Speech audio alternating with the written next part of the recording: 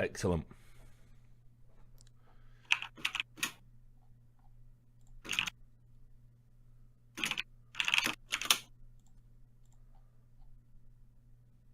I just got to keep one eye out for Scootsy Wootsy. Oh, there he is. All right, how you doing, man? You all right, Scoots? Scootsy Wootsy. What's up, Richard? Okay. I'll just equalize our sound real quick. I'm great, buddy. Yeah, check 1 2. Check. Thank you. There we are. Just as a precursor here, Scoot's got no swearing on this channel. Oh, we family friendly? Family friendly show here, staying in line with the major kind of rule set. All right, hang on. Let me do a technical pause then and think about it. Oh, nice. Good jokes. Yeah. Hey-o. Yeah, don't worry about that, buddy. So how's things going, man? Congrats on that award you were nominated for over in Stockholm. I thought it was a real good fucking recognition of all the work you've done by getting that fucking player union over the fucking line. And I just think it's a shame you were up against fucking Ninja in an esports category. You, I mean, like, you were in that category too, so I think you probably got 4th and I got 5th on that one. But it was cool to be nominated. Your casting of the major has actually made watching boring games kind of nice. Okay, Ninja. Are you going to do it for the whole major? All right, Shroud. Okay, great. Cheever. Oh, great. Yeah, and then you and I. Yeah, and then it's a public vote. If it would have been an esports panel, we might have a little better shot. Some odds in that, but that was a public vote. Okay, well, I'll just be Ninja and tweet a couple times. Came over, right? Yeah. It was, to your point, it was cool to just even be nodded by the panel about. Yeah, I mean, I'll give it that. I think in terms of like throwing together like nominations, they did a pretty good job of like pulling together disparate parts. But like I've said this before, for award nominations, public vote has to just be part of it. It can't be the deciding factor because you run up against fan bases that way, and fan bases have a tendency to fucking dominate things. Maybe it's a percentage thing, or and that awards show, right? A new company doing a new awards thing. It was their only public category, which again, you put a guy, and again, no offense, we can debate if Ninja's an esports guy right now and if he should be esports profile of the year versus just like entertainer of the year or whatever, but regardless, he was Shroud shifted, so he was pro. I don't mind that. Regardless, like if that's going to be your very diverse category of profiles of the year, and then you make the most popular guy literally on the planet right now when it comes to gaming, you make that one a public vote, well, we're not going to win. I mean, at the end of the day, like I think if you do it so it's like weighted, so it's like the public vote is like one person or two persons out of a panel, and then you've got a panel voting as well. It's fine. It doesn't skew the voting too much. I think that's how the esports awards do it. Like if it weighs into it, but it alone could not determine, right? Because then that's where the fan base wins versus maybe a consensus. But again, there was and then the association was nominated in a different category, right?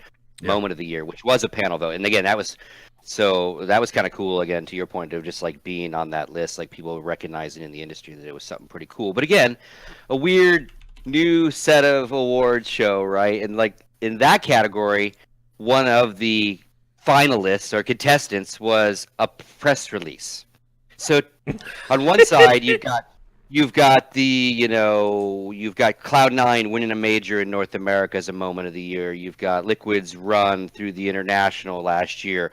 You've got the player association being formed in Counter-Strike, and you've got Fortnite drops a PR that they're going to give away $100 million. Thank you for all the content you do. Again, you're like, okay, I see some of these fit great. This is weird. This is a press release, right? But again, Fortnite, right? So, teach their own. It's cliche to say, but Rich, it's just an honor to be nominated.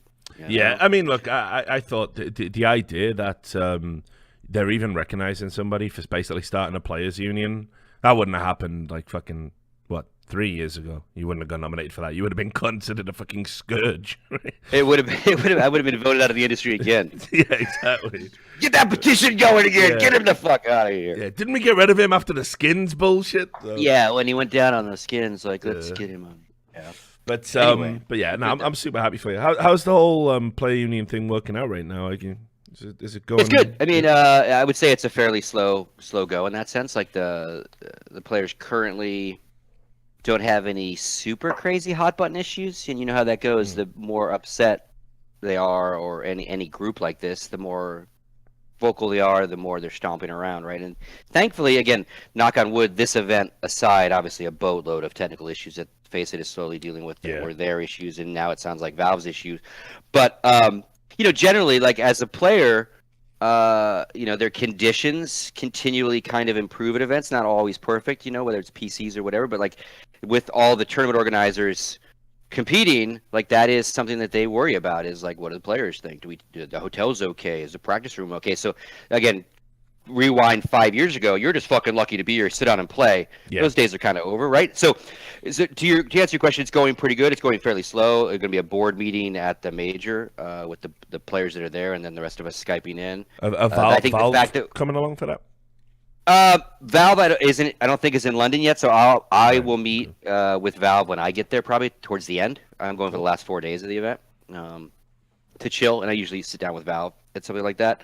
So it's going good. I think a couple months ago we were able to finally announce that we're kind of legalized. We figured out how you legalize this thing. Nice. That is not a North American labor force. It's not a German labor force. It's because it's international, right? Global players from everywhere, team owners from everywhere, tournament organizers from everywhere, very open ecosystem. So now that we're finally legalized, and articles of association, all that good shit, voting structures, that kind of was kind of the hardest part for me, because I might know the space really well. I might know the dynamics between being a team owner and tournaments and production, all that, but I'm not a lawyer, right? And so a lot of this is legalese shit, labor law and international law, and how do you structure something like this? So that's done. We're structured. We're fucking that's a big thing. It took a long time for me to find some lawyers that I trusted in that sense too, right? That were kind of non-biased, or at least biased on the side of player issues. Yeah. So it's good. I think it's finally, now that part is happening. Now it's okay. Now you have a body. You guys have organized your voice, like everyone has been saying you should do for a while. What do you do with it? What are you worried about? What's your short-term issues and shit, like you guys are talking about? Like, not enough casuals are playing this game. How do we keep our game alive in a lot of ways, right? So, but what are their hot button issues? They have to decide that, right? I'm an advisor to them and to the board and to the association, but really, like, it's not my issues. It's what they all decide now they want to care about now, and like, again, hot button issues and like future issues, right, are all things that they're starting to talk about. So long term, do you stay in this, or like, is it you're going to vote like an ex-player in, or like what happens? Because I think you're a great spokesperson. I think you're detached enough from all the politics and all the bullshit to be able to do it, right? But maybe with it being a players' union, maybe people think get an ex-player in is the kind of figurehead. Yeah, I think my role is temporary, right? It's not a paying job. Right? It's not necessarily booked to be one either. Do they need a non-active player to be a spokesperson to give interviews and do stuff like that, like Michael and I are doing? Michael is one of the lawyers in Denmark. I think eventually, just like all player associations, they end up kind of being fed quite a bit by their own base, in the sense of players move on into different roles, right? And usually that person in a player association of the professional sports is some sort of ex-player that ends up being the spokesperson, right? The main guy voted in, if you will. Not always. So I see myself, again, like getting this up and running and feeling comfortable that, okay, it's got legs, it's got sustainability, it's in good hands. And then probably moving on to something else. Like, again, I don't aspire to like run the Players Association, right? Yeah. I did it for the same reasons you did it, or tried to do it, right? Was kind of for the right reasons. So I never did it for a job or to make it into a business for me. I need to help. Just had to start the fucking ball rolling. That was the key thing, right? Yeah, it was definitely, they needed some outside help. Right? You tried. I was able to to get it rolling because a bunch of them were really pissed off, right? And that's how it always works, right? That's how, if you look at the history of every professional PA in North America of all our sports, they all started when the players finally, whatever the issue in that sport, had fucking enough, right? Yeah. And the players in North America hit it with PEA. The players in WESA were nervous before PEA.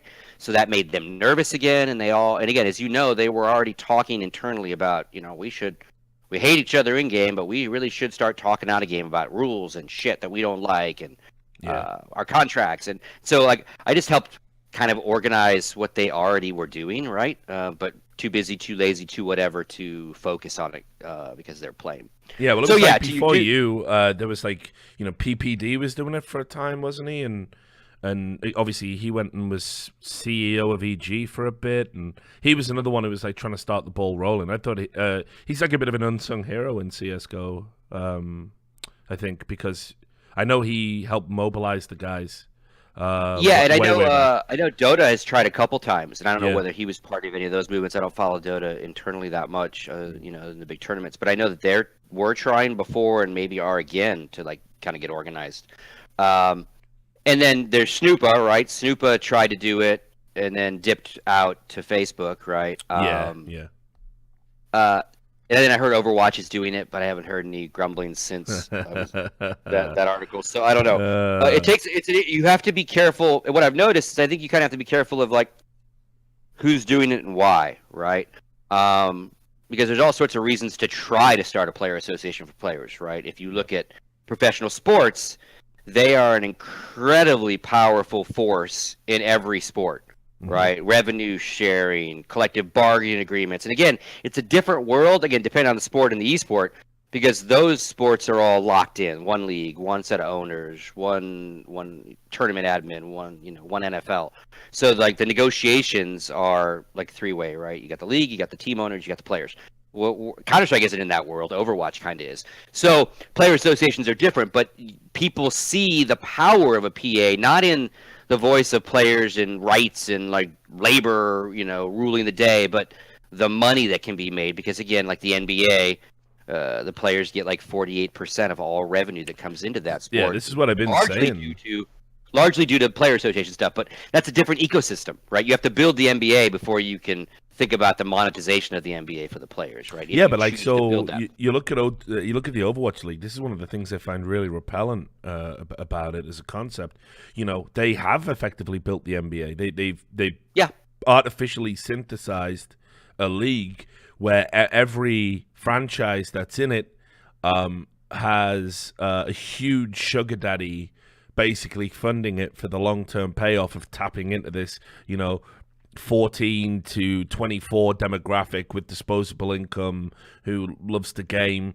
And they've done that part, right? But when you look at the economics and how it flows, 10% of all revenue generated by the Overwatch League is going to the players. And that seems really disproportionate to me. Yeah. I mean, you can put two hats on, right? I'll play my devil's advocate. If you're the Blizzard owner side, this is all startup-y, no profits being made. Like, holy shit, you know how much Burbank cost us to open that studio, and now we got to open a bunch of these all around the world. So they're gonna say, we get it, but not yet, right? And then I take that fucking hat off and I throw it over there with the millionaires are, with their VC, and I go, yeah, but you guys have. I put my player hat on. I go, yep, you're right. You're not the NBA yet, right? But you all have paper on all of this. So in 5 years, when it's even more popular and the next set of teams pays $100 million, I will, as a player, have already retired because I can't play anymore because he cut me, and I made $50,000 a year for 3 years. So I sweat equitied your investment. Exactly right. So, and that's where it's kind of unfortunate because again, if you in the world of sports, without the skill gap difference between athletes and those that watch them, the sport doesn't exist, right? So if you go down the same path of Counter-Strike, that there is a skill gap. If the top 150 players stopped playing Counter-Strike right now, tournaments would suffer, teams would suffer, like the game would suffer on an esport level because again, you can't replace them. You can't just bring up, here, come on up, MDL teams. You're coming to New York with us. Yeah, like, but Overwatch tried to make it look like they could do that. You saw that. No, exactly. But I don't know if they can. So point being, if you put a value on that labor as being unique, right, then it's even more unfortunate because that uniqueness is building long-term profitability and actual huge, like building the next NFL on a very cheap like paycheck for these players, right? Burnout already. They're already quitting. They're already going, you know what? I'd rather fucking stream than play in the NBA, which is, again, like it is what it is. But like that's why I'm like, okay, at least overpay them then, man. Like pay them stupid amounts of salary because you're all going to make that back and then some if your idea works, right? Yeah. Again, they're literally sweat equitying the most important part of the process, the labor force, right?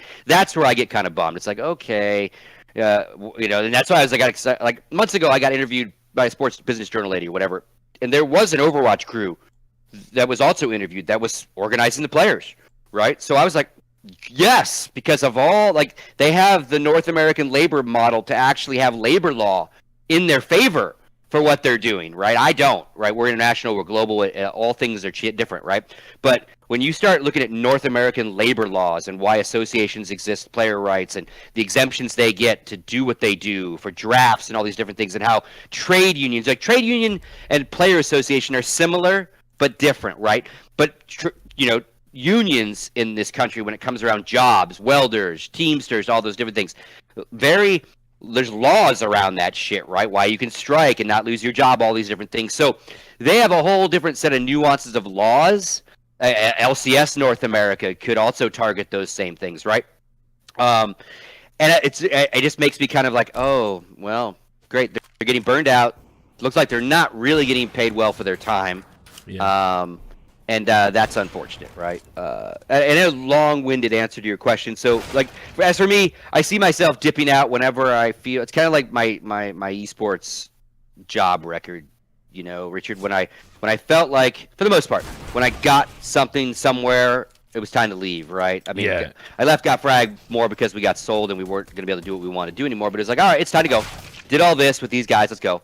EG helped them get to a certain level of business and in-game stuff. And I was like, all right, tick that box off. Don't want to do it anymore, And I think the association, once I feel that those that are also helping and the players are a little bit more organized, it'll be time to dip out. And I also want, as I've tweeted, I kind of want to bite back into something. I know this game's starting soon, too. Yeah, don't worry about it, buddy. Keep talking. I mean, like, we've been doing the stream is we just talk over the games anyway, so. That's true. And I want to bite back in, like I'm enjoying my sideline time, but I feel like there's too much out there. What are you thinking? I don't know. That's the point. I don't really know yet, but what I do know is whatever in the ecosystem, it might have something to do with Counter-Strike. If and if it did, because obviously it's my favorite game, I would also not want to have anything to do with the player association at that time. Like, obviously, if I decide to be a team owner again, let's just throw that out there. It's the last thing I want to do, probably. But if I were to want to be a team owner or join a team, I would want them to have a Counter-Strike team because I love the game, right? I want to support. Yeah. But then I couldn't have anything to do with player association, right? So I have to think about, okay, if you bite back in, what is this crypto blockchain thing you're going to do, and how does it affect Counter-Strike? Yeah, mate. You've seen the first lawsuits have started coming in for all these ICOs, right? Unicorn, Mark Cuban's funded Unicorn. Yeah. That's come up. There's another one that I saw that was advertised on LinkedIn. It raised 63 million or something, and now they're subject to a lawsuit. I'm pretty sure this esports.com thing, I know they're being investigated for financial issues. So, and I was talking about this on stream the other day. I know you know this. They went to Gamescom and had a stand, and it was just beanbags and people playing console games. And it was like esports.com. Like, they had nothing to show anyone. It was like, shit, we've just got to spend some money and try and, fucking get investor confidence. Like, the whole thing's a joke. I said all these esports ICOs were absolutely rotten to the fucking core. It was just a way, basically. Well, yeah, right? But it was like, everyone who couldn't get crowdfunding basically did a white paper saying, blockchain, blockchain, blockchain, shitcoin, shitcoin, shitcoin. Yeah. And people somehow yummed it up because people didn't know the industry. So I got pitched a few last year and the year before, like, same, come consult. Here's what we're gonna do, and I was like, I took a couple steak dinners. I'm not gonna lie. I'll always take a fucking lunch. I'll always take a lunch, even if I know your idea is garbage. I'll come and tell you to your face over a delicious steak. Yeah, and it was just the standard. Like, they didn't even have let's just jam 5 different ideas together, right? Because they're all hip and new and cool. And I'm like, oh, what are you? We're gonna do a league and a chain and a coin and I'm like, how much are you paying me to talk to you? Well, we're going to cut you in on the beginning, like they give investors coin or whatever that part is, that piece of the pie. Like, yeah, can I pay my mortgage with that? Like, now, like, how does that work exactly, No, but just think if, I mean, it's blowing up, right? Just our coin, blah, blah, blah, blah, blah, blah, blah, blah. Check, please. Yeah, no. Yeah.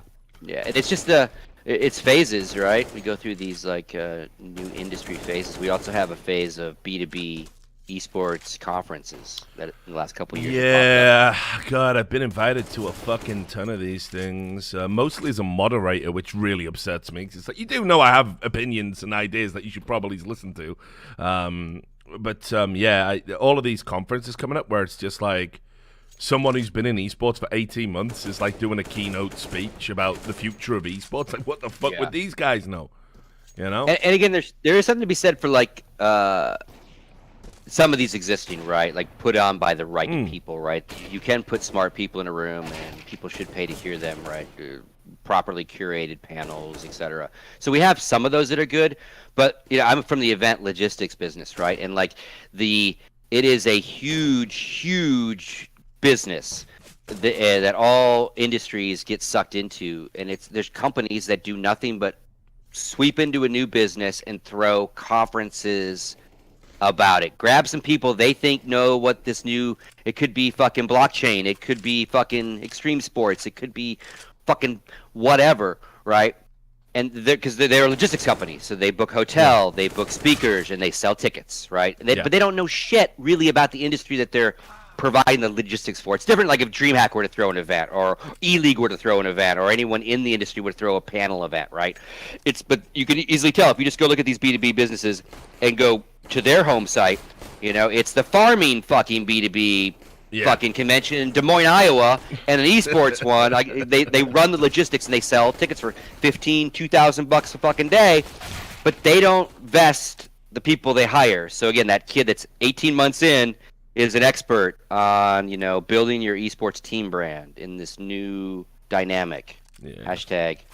There's so much bullshit going on right now. So I'm glad I'm like I said, I'm just at a fucking production. Is Henry company. still here, by the way? Did he fuck right off? He said he was getting a bite to eat. He's lurking. He's probably listening with a mouthful of shoe, I imagine.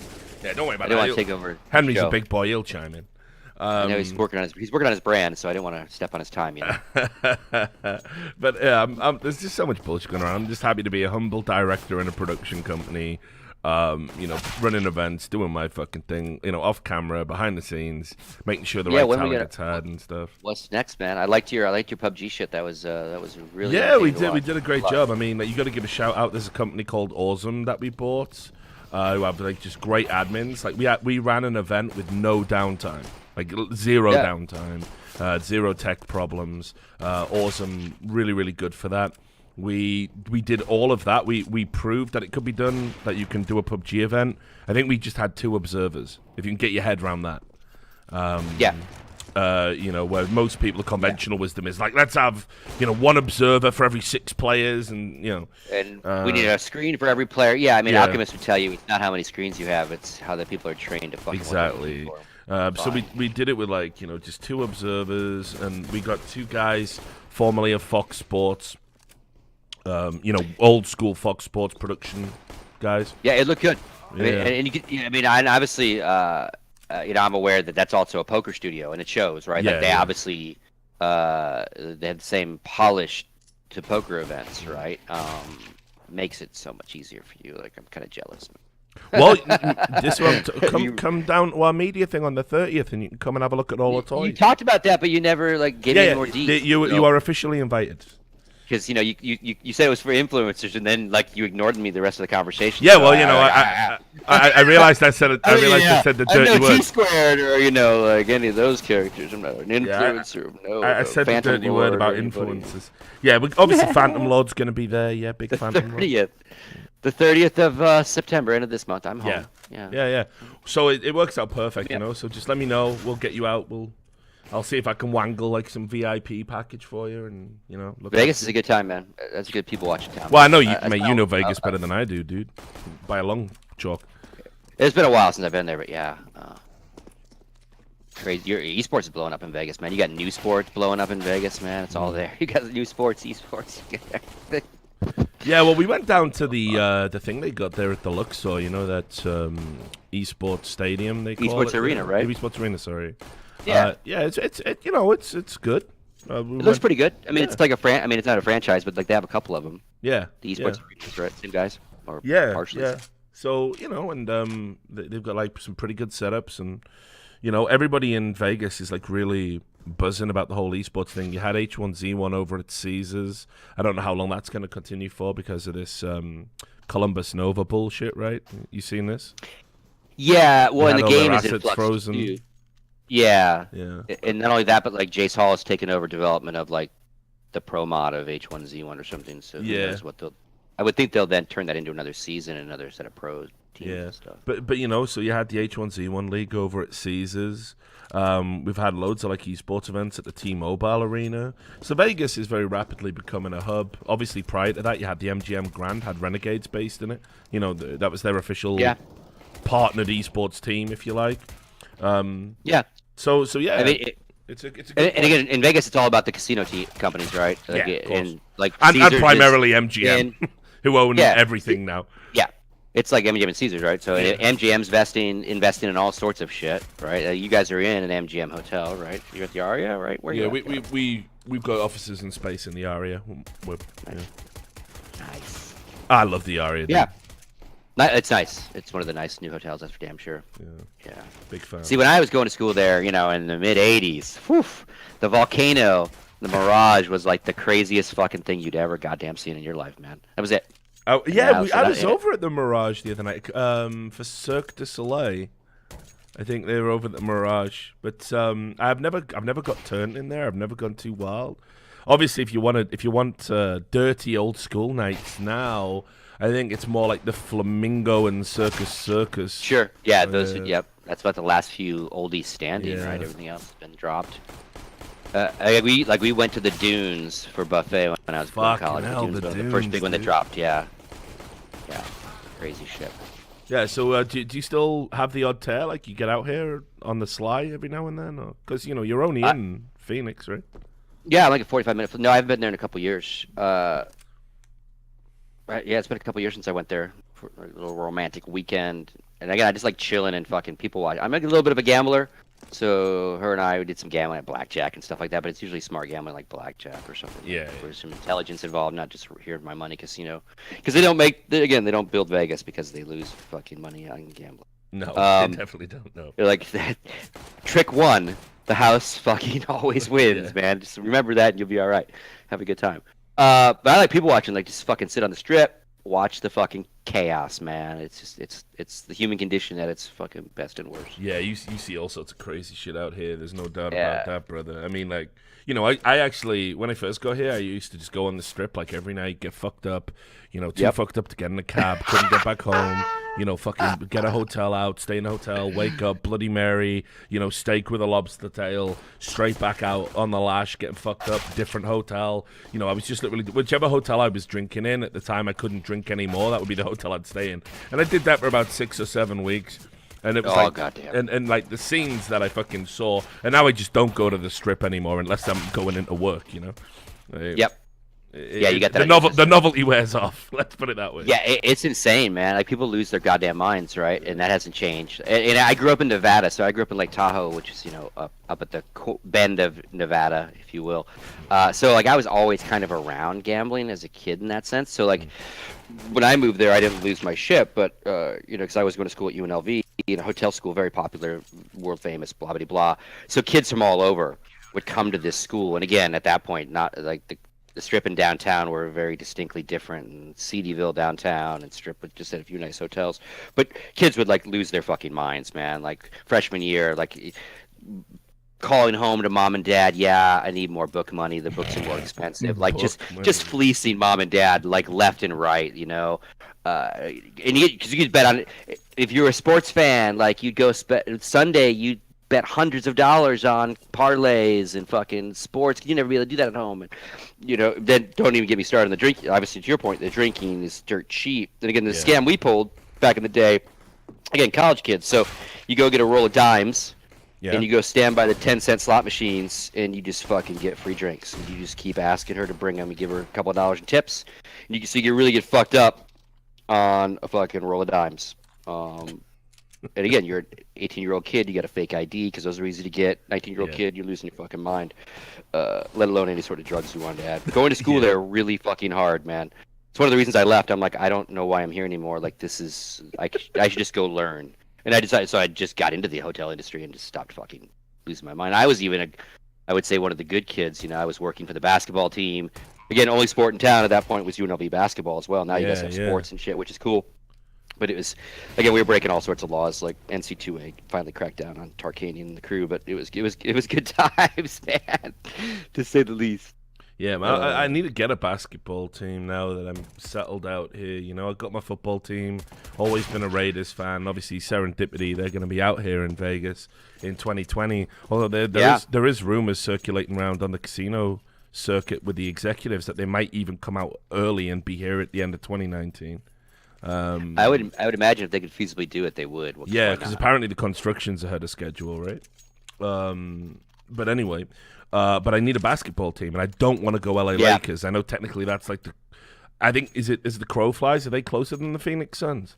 I don't know. I would think Phoenix to LA. I think it's about a 6-hour drive either way. Yeah. About a 45. So I'm probably going to take the Phoenix Suns. I don't know if you want the Suns though. Jesus Christ. Man. Yo, but I can't take the Lakers, dog. Yeah. Like, yeah. Fuck that, man. Fair enough on that. The best thing about the Lakers is Jack Nicholson at courtside, and fuck everything else, right? Yeah. And again, like, so people always ask, like, why do you always rap about this gambling shit? And that's also part of it. Like, I know we're talking about partying and losing your mind in Vegas, but like, I just grew up around that whole scene, gambling as well as party. It's an entertainment vice, man. It is. You know, whatever you want to think about it, it's a vice. Well, most of them are regulated in some regard, and this one's can be really dangerous. So, again, seeing kids lose their minds and like they're gone after a year, like, it's like, nope. Coming home, like Vegas ain't for you, kid. I gotta go home. Going back to school in Jersey. See you, boys. Well, they changed that rule. Initially, it was going to be that they were going to put limitations on betting on esports. If it was going to be you couldn't bet on esports events unless all the competitors were over. I can't remember if it was 18 or 21. I can't remember what it was. But that whatever the limitation was, because they were categorized as collegiate athletes. But I think they've now changed that on the official legal sports book. So it's pretty much game on. I mean, like, we're being told out here to get prepped, get primed, because there's going to be esports specific sports books coming. Yeah, and again, I wouldn't once it's legalized in the sense of for the sports books that already exist to start putting action down and put it on the boards. And as soon as they feel confident that they can consistently make money on their odds, they will, right? And again, they're watching Betway, they're watching all this to see, you know, how it's being regulated so far. And then when the big boys, like, it's one of the biggest reasons that in our country, I'll say ours because you're here now. Yeah. Gambling has been so defined in such areas, physicality, is because the lobbyists of those areas have kept everybody else out, right? It hasn't even been like the moral side of our country going, gambling's bad. It's been those that have the gambling businesses saying, don't let it online. Make it only in Vegas. Make it only here in Jersey. Make it only on Indian casinos. Because who runs Indian casinos? The same people that run the casinos in Vegas and everywhere else, right? So, like, the lobbyists. It ain't like, the Indians, put it that way. Yeah, like, the lobbyists are the ones that lost this last vote, right? Because Vegas has to open up the world of gambling to online and everywhere else. Right now, every state can decide, and it's much easier. And so it's all coming, right? In some regards, it's like marijuana, because if you tax the shit out of it, you'll make a lot of money for your state. Unlike marijuana, it can really, like, it does tend to prey on, like, casinos and those kind of things tend to prey on, you know, the people that are the most desperate to win and they'll have the least to give, right? Yeah. So yeah, it's just And it's only with Valve. Like, we'll see. Like, Valve said to Dota, like, get away from gambling. That's crazy. I was talking about this with Duncan on By the Numbers. First of all, it seems like, you know, closing the door after the fucking horse is bolted, and second of all, it seems going way too far, because now you're penalizing the organizations that actually partnered up with responsible and ethical betting platforms that were regulated, that were licensed, that don't trade in crypto, that don't trade in skins. Now you're going to fuck up these legitimate businesses. And that's crazy to me. Yeah, it's like a little like genie back in the bottle sort of thing, like you just said. So because they're not, and I tweeted this, and people kind of lost their minds. I don't think Valve will like play arbiter, play jury, play decider of what is Marijuana good and and what is esports bad. gambling go hand in hand. The businesses within that industry, within the space, they're just going to blanket it and say no gambling. I don't care if you're Betway or JohnnyBravo.gg. Like, none of these are allowed, right? Because we're not going to have a guy that goes, oh yeah, Betway, Isle of Man, proper license. Okay, cool. Rivalry, proper licensed, cool. Johnny Bravo 265, what? Yeah, no, you're out. Like, they're just gonna say nah. And again, like, I come from a country that does have like laws put down on the FCC of when beer ads can play, no cigarette ads, no gambling ads, like, so like we're still a long way away from the NBA having Betway on the front of their jersey, put it that way, even though the NBA is the most interested of all sports leagues in gambling, but not necessarily in advertising gambling, right? And it is unfortunate because we have some of our big players, TO and teams now, that are definitely almost title sponsored in some regards by the exposure some of these brands are getting. So obviously it's a lot of money. That is all of a sudden Valve is going to say, oh yeah, on second thought, those millions of dollars that company's now paying you, yeah, find that somewhere else, or you change your jersey. Do you remember when Riot did this? Riot intervened. They said, first of all, to Cloud9, I think it was, you can't be sponsored by... Was it Cloud9 who was sponsored by G2A, I want to say? Maybe I'm wrong about that. I can't remember. But it was a team that was sponsored by G2A. I'm talking about football teams.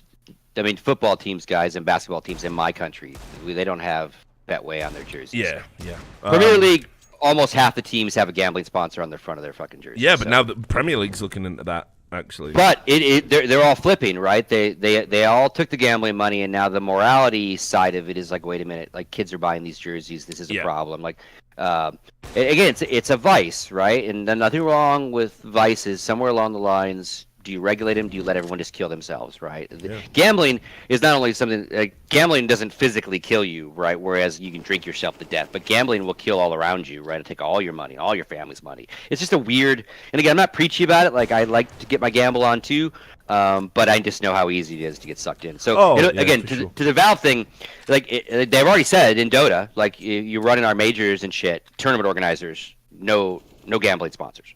Right, they've already said that. Which is going to fuck ESL right up. I mean, ESL can't catch a fucking break when it comes to Dota, because they do the Facebook deal, the community fucking hate it, right? They just did this big deal with fucking Betway, now they can't take the money from that, so it's like, all the while as well, the fucking community are like, fuck ESL, we're not watching your events, fuck ESL.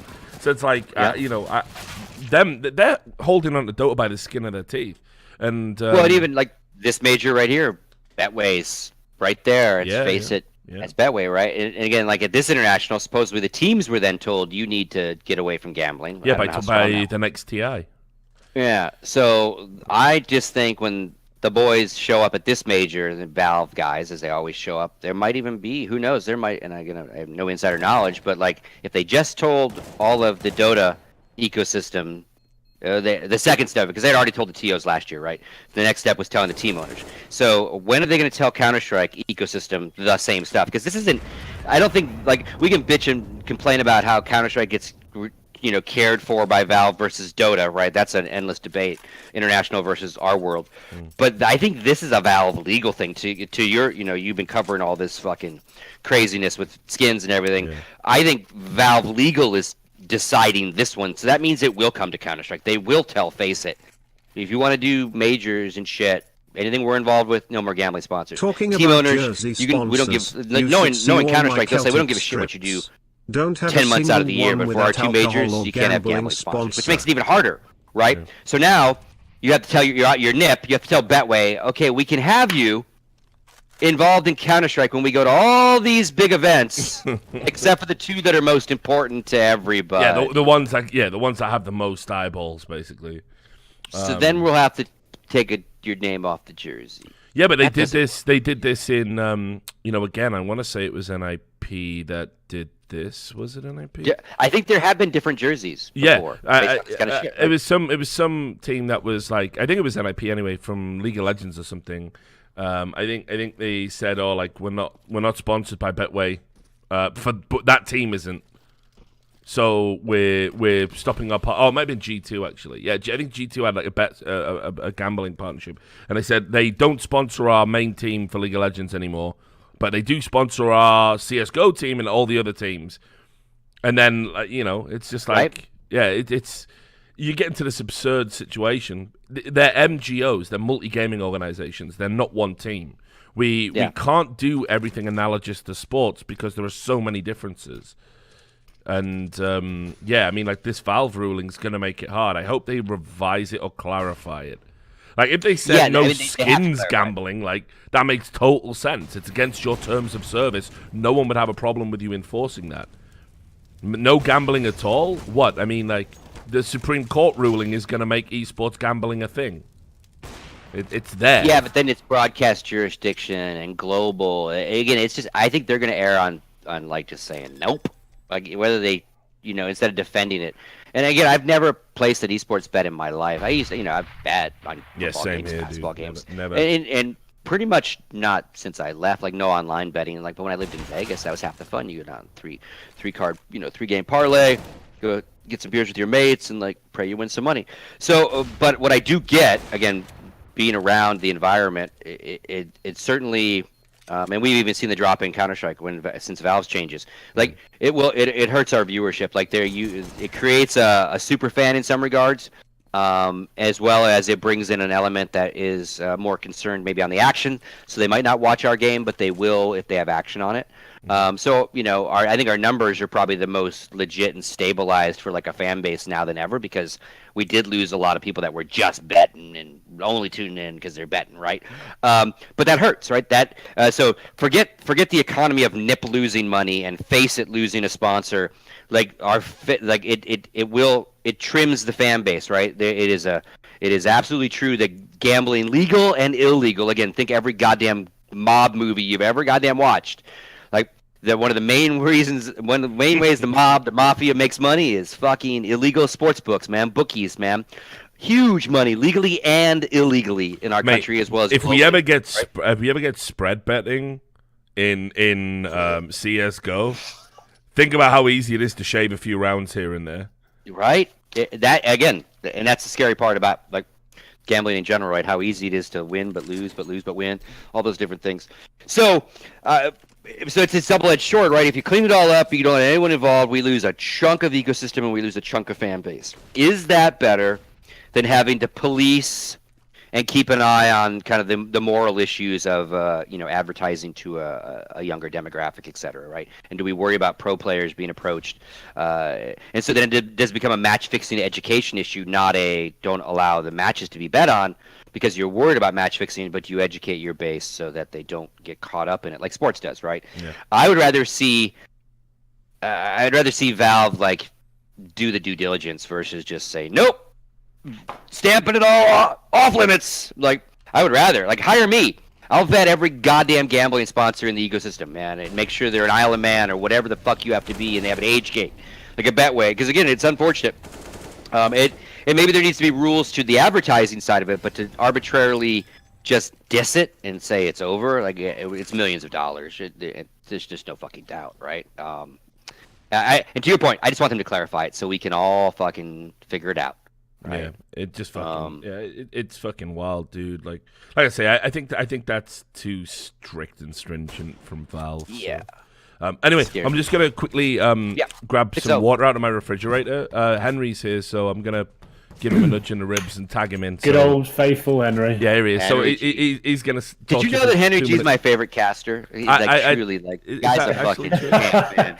Yeah. You know what I'm saying, Henry? Yeah, I know exactly what you're saying. Fucking godlike, man. All right, I'll BRB, guys. You take it from here. Ribs taking a break. I'm alright, mate. I'm enjoying the majors so far. It's nice. You're home. Not being part of the overtime experience that they've been part of. Holy shit! Every game going to quad overtime and stuff. It's nice actually watching the madness ensue instead of being part of it for once. So, in watching these matches, do you think these overtimes are what do you equate the excessive amount of overtimes to from your distance I throw think it's. perspective? I guess especially when you get to this like sort of like 0-2 sort of format, everyone is the best of one. I think people know the gravitas of every move they make and every kill that comes in. People start getting a bit rattled. They don't want to be the player that dies and goes down first, right? So they end up looking very slow and stifled and like apprehensive to commit to a bomb site because they're not sure whether their play is going to lose in the round. I think as the mind games really come into it, and it's like these teams that are obviously not like completely tier 1, there's some tier 2 teams knocking around, haven't quite got the experience to know what it takes to really close out these big games where you feel like your whole team's choking. And that can happen to both teams, and the exhaustion as well. Of these maps are lasting 2 hours, Scott. Like, that's longer than any real sport available, right? And that's like a long time to keep concentrated in your head in the game. You're playing for 2 hours plus on one map. Like mistakes start to come in, and you can't close things out, and you start to crumble. So I guess that's why. And it's really weird. I've never seen a tournament with this many multiple overtime. It's so bizarre. So is it safe to say though that due to some of those reasons, like some mistakes are being made in regulation, so then therefore maybe some of these goddamn things should not even be going to overtime? It's not necessarily that they're playing. We're not seeing the greatest Counter-Strike every round from every side, but as always, you pull back a couple rounds and you go, this shit never even happens, right? It seemed like some of these games that got to overtime were like, how did we even get here? You dropped a what advantage? Now, you know, I'm hearing all sorts of tech. There's all sorts of tech issues happening, and I don't want to lay any blames there or win or lose on that. But to your point, delays are frustrating, right? You lose momentum or you gain momentum depending on what side of that delay you're on. It's weird, like how many we're seeing already. Yeah. I don't want to say shit CS like Chad is kind of saying, but in some regards you go, okay, that was kind of shit. Like, why'd they lose that round? You don't lose that round, there's no OT, right? BiG is on fire, though. 8-0. And rolling. They are actually pretty decent on Dust 2. OpTic looked pretty garbage in general. This is not the team I thought we would see at big events like this. They've got such a star-studded lineup, so much experience within the team, and some young talent as well. You'd think it'd be a perfect recipe. Like, you've got some stone-cold killers in there, but they actually just look so average, this team. Yeah.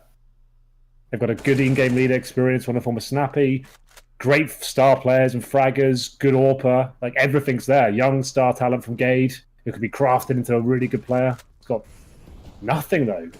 Like, in terms of firepower, they've got like maybe like 50% more than BiG in general, but getting wrecked, absolutely fucking destroyed. Yeah, this is not looking good for them at all. But we all know that sometimes you can slam all the superstars together, and if they don't click, they don't click, right? Or all the different elements, not necessarily all superstars. You know what I mean? That you can look good on paper, but something's obviously not clicking for them yet, if you will, if it's going to, because on paper, like, these results are definitely not what should be happening. And then conversely, though, like, I was in Stockholm hanging out with you guys, like North, who are they? And again, like, I guess coming off of that win, like, there's probably a whole lot of like, woof, and then like have to reset your, you know, like, but like they're almost gone. Like, what the fuck? That was unexpected. No offense to who they played, but still, it's like I didn't expect that drastic of a dip, I guess, even though the BO1s. I don't know, mate. Like, that is so weird how they've become It's like the old North, right? It's like, oh, okay, Yeah. North back. Oh, Right, that happens. the North. Counter-Strike is such a weird game in that sense. Like, Yeah. I swear, there's so many swings and roundabouts with some of these teams. Like, they'll come in, look amazing for one event, the next one just completely drop off and like a different team. It's happened a few times. Really indescribable. Really. I can't really work it out. And this map's already over. The fact that 9-0 now, Yeah. unless OpTic somehow get 9-6. I didn't see the pick bands. What's the next map here? Where are they? Train. Then nuke. Alrighty. So, chat, I'm in Richard's chat. If you guys have any questions while we're sitting here, you can at me. I'll try to answer questions. I know we were ranting about gambling and all sorts of shit. So, When are you coming to London? What section are you coming for? last 4 days. So, Okay. I think I fly Tuesday to get there Wednesday to then Thursday, Friday, Saturday, Sunday for the matches. Nice, man. It should be one of the best, I think. I think London crowd, will be hyped up as fuck. There's drinking allowed. There'll be loud. Yeah, and that's the way that venue's kind of set up. It's like a solid. It's more of a theater set in the sense of staging. So like all the crowd is like right fucking there. It's a nice little venue. As far as I know, they have never opened it up fully. So this will be the first time I can do like 7,000-8,000. So. Oh, okay. Are they going in the round? If I guess they were going in the round, that'd be even cooler. But yeah, I'm not even sure how much they've sold. I haven't been down there yet, so I'm not sure if it's close to selling out or what. But hopefully, it's gonna be decent and pretty close to capacity. That'd be awesome. I had fun working. I worked one of them. I had fun doing that. Okay, let me answer some questions here. Probably no more DDK for a while. I mean, it took 2 podcasts for me just to like talk to him the first time because I blabber like an idiot. But it was fun being on that podcast with DDK. He asked some good questions, some different ones. My communication with Valve has always been good, personally as a guy, right? From the very first major I went to and met them and started chit-chatting with them, I've always given them feedback and talked to them, probably like a lot of people at those events. Doesn't mean they listen to anything, but they've always been good people to chat to, nice guys, trying to always give at least their side of it. You know, I give the same debates everybody gives, you know, why don't you love us, you know, all these different things. So good. And on the player association side, you know, they're aware of it. They're aware of it during the PEA that was happening then. Every time I've met with them since, it's always like actually at Krakow when I was there, we actually met them more officially as a player association kind of organization. So that was cool. And again, like, I don't begrudge them. Like, I wouldn't want their jobs. Like, there's too few of them and too much to worry about. But you know, I didn't make that bed. It's unfortunate for them. But so yeah, it's part of the plan. Alan, is player break stuff, right? Like, so one of the issues that the players do talk about a lot, back to that thing that Richard was talking about, is one of the issues that concerns probably everyone in the ecosystem is when the majors happen, and then therefore when the player break happens, because the player break is a TO break, is a team owner break, is an everybody break, right? And it's been very convoluted because the players and the tournament organizers for the last couple of years have tried to be on the same page of the tournament organizers respecting when the players want to have a break, and therefore trying not to schedule when everyone starts to do their schedule. Trying, okay, we already know the player breaks in August or whatever, so let's not do our tournaments then, right? So 2 of the sides kind of slowly got on the same page of, you know, we want to break now, so we won't fuck you, so don't put your break then. Like, that was working. But Valve was in their own little world going, okay, we now give you the major. And then that particular event was not on the calendar, right, so to speak. So then, therefore, it landed right after a player break. Or in this, Cluj, I think, was the one that ended at the very end. The timing was right, but the players had such a grind that season to get to that event that they were all completely burnt out, and then the Counter-Strike suffers a little bit then too because they hadn't had a chance to get better and fix anything. So it's double-edged sword. So then Valve just started, again, doing their own thing. Now that Valve is like a year plus in advance to the tournament organizers with who gets the major, who they can announce the major far enough in advance for tickets and all those things, the players can now go, okay, we haven't set our break. Now we'll set our break after this major, after that major. Because the players, while they don't all have the exact same opinion on it, are all fairly much, well, they're all in the opinion that it shouldn't be in the first goddamn beginning of the after break. And they're not necessarily all 100% it should be the last event of the year, but they like the idea that it needs to be really much towards the end of it. Maybe there's a fun event or 2 afterwards, but like, it needs to crown the season, if you will, if we want to call them seasons. Yeah, so, I wanted to grab Henry on that point, Yeah. Scott. Like, Henry, obviously when we were around, when you were playing, player break was a fucking pipe dream, right? Like, so what do you make of having a sort of recognized player break?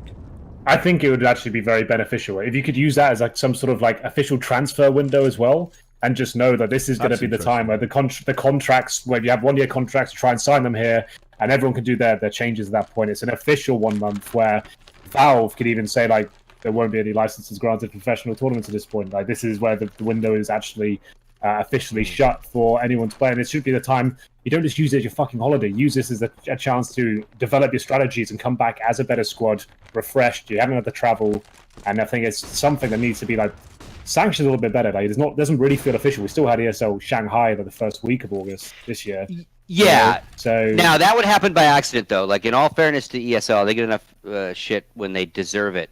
That event, well, no, in all honesty, that event was scheduled because it was part of a trade show, China Joy trade show, right? Okay. The trade show moved its dates into the player break, right? And it actually, like, Mihal, bless his heart, Carmack, called me the day that, like, they were told, because again, they're just one of the many exhibitors. They take over a huge chunk of the hall, they resell it, they do their arena, right?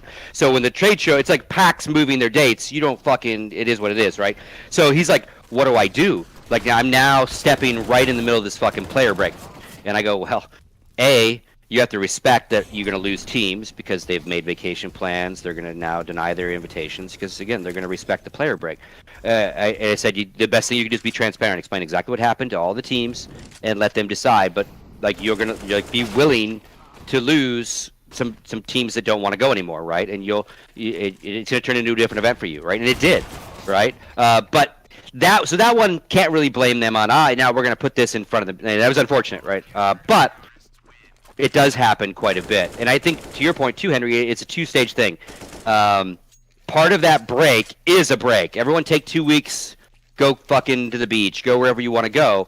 But if it's a month-long break, then those next 2 weeks you're back, you're boot camping, you're fixing shit. Is the thing that pisses your me off, roster like, changed maybe.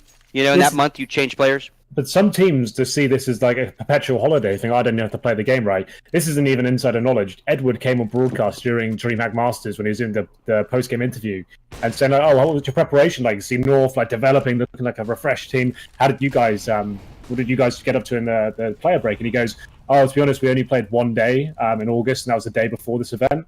And it's just like, mate, like, how disrespectful is that to your fans and the game in itself, right? Like, you can't even bother in a month. You think you need a month off? Like, who needs a month holiday from anything? Yeah, right? that's. I mean, again, like, I don't think anyone can defend that. Like, it's just like when you say it as well on the broadcast, you've come up and you've got the audacity to say, "Oh, the reason we're so bad is right now is because you haven't practiced." Yeah, no shit.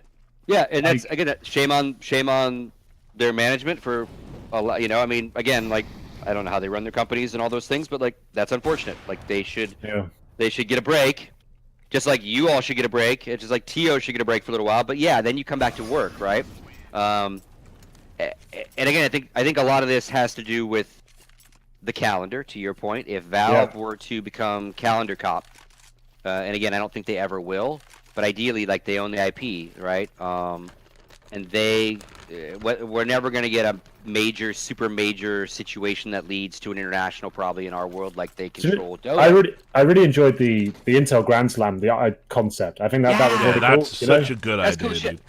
That's cool shit. And if we could expand that to a few more events, you know, so it's. But again, like, obviously that's a dream hack. It's been the first time we've had some context and a narrative to a tournament. It's like, instead of you just tuning in every week and going, "Oh, it's Astralos phase again," right? But no, this time there's fucking $1 million on the line, and they've been grinding here. And if they lose it, they're going to steal money away, and it actually means something. This tournament has some weight to it. It's not just, "Oh, it's not the major I won't watch." You're like, shit, they're going to get the $1 million this time. I think that was a really awesome asset.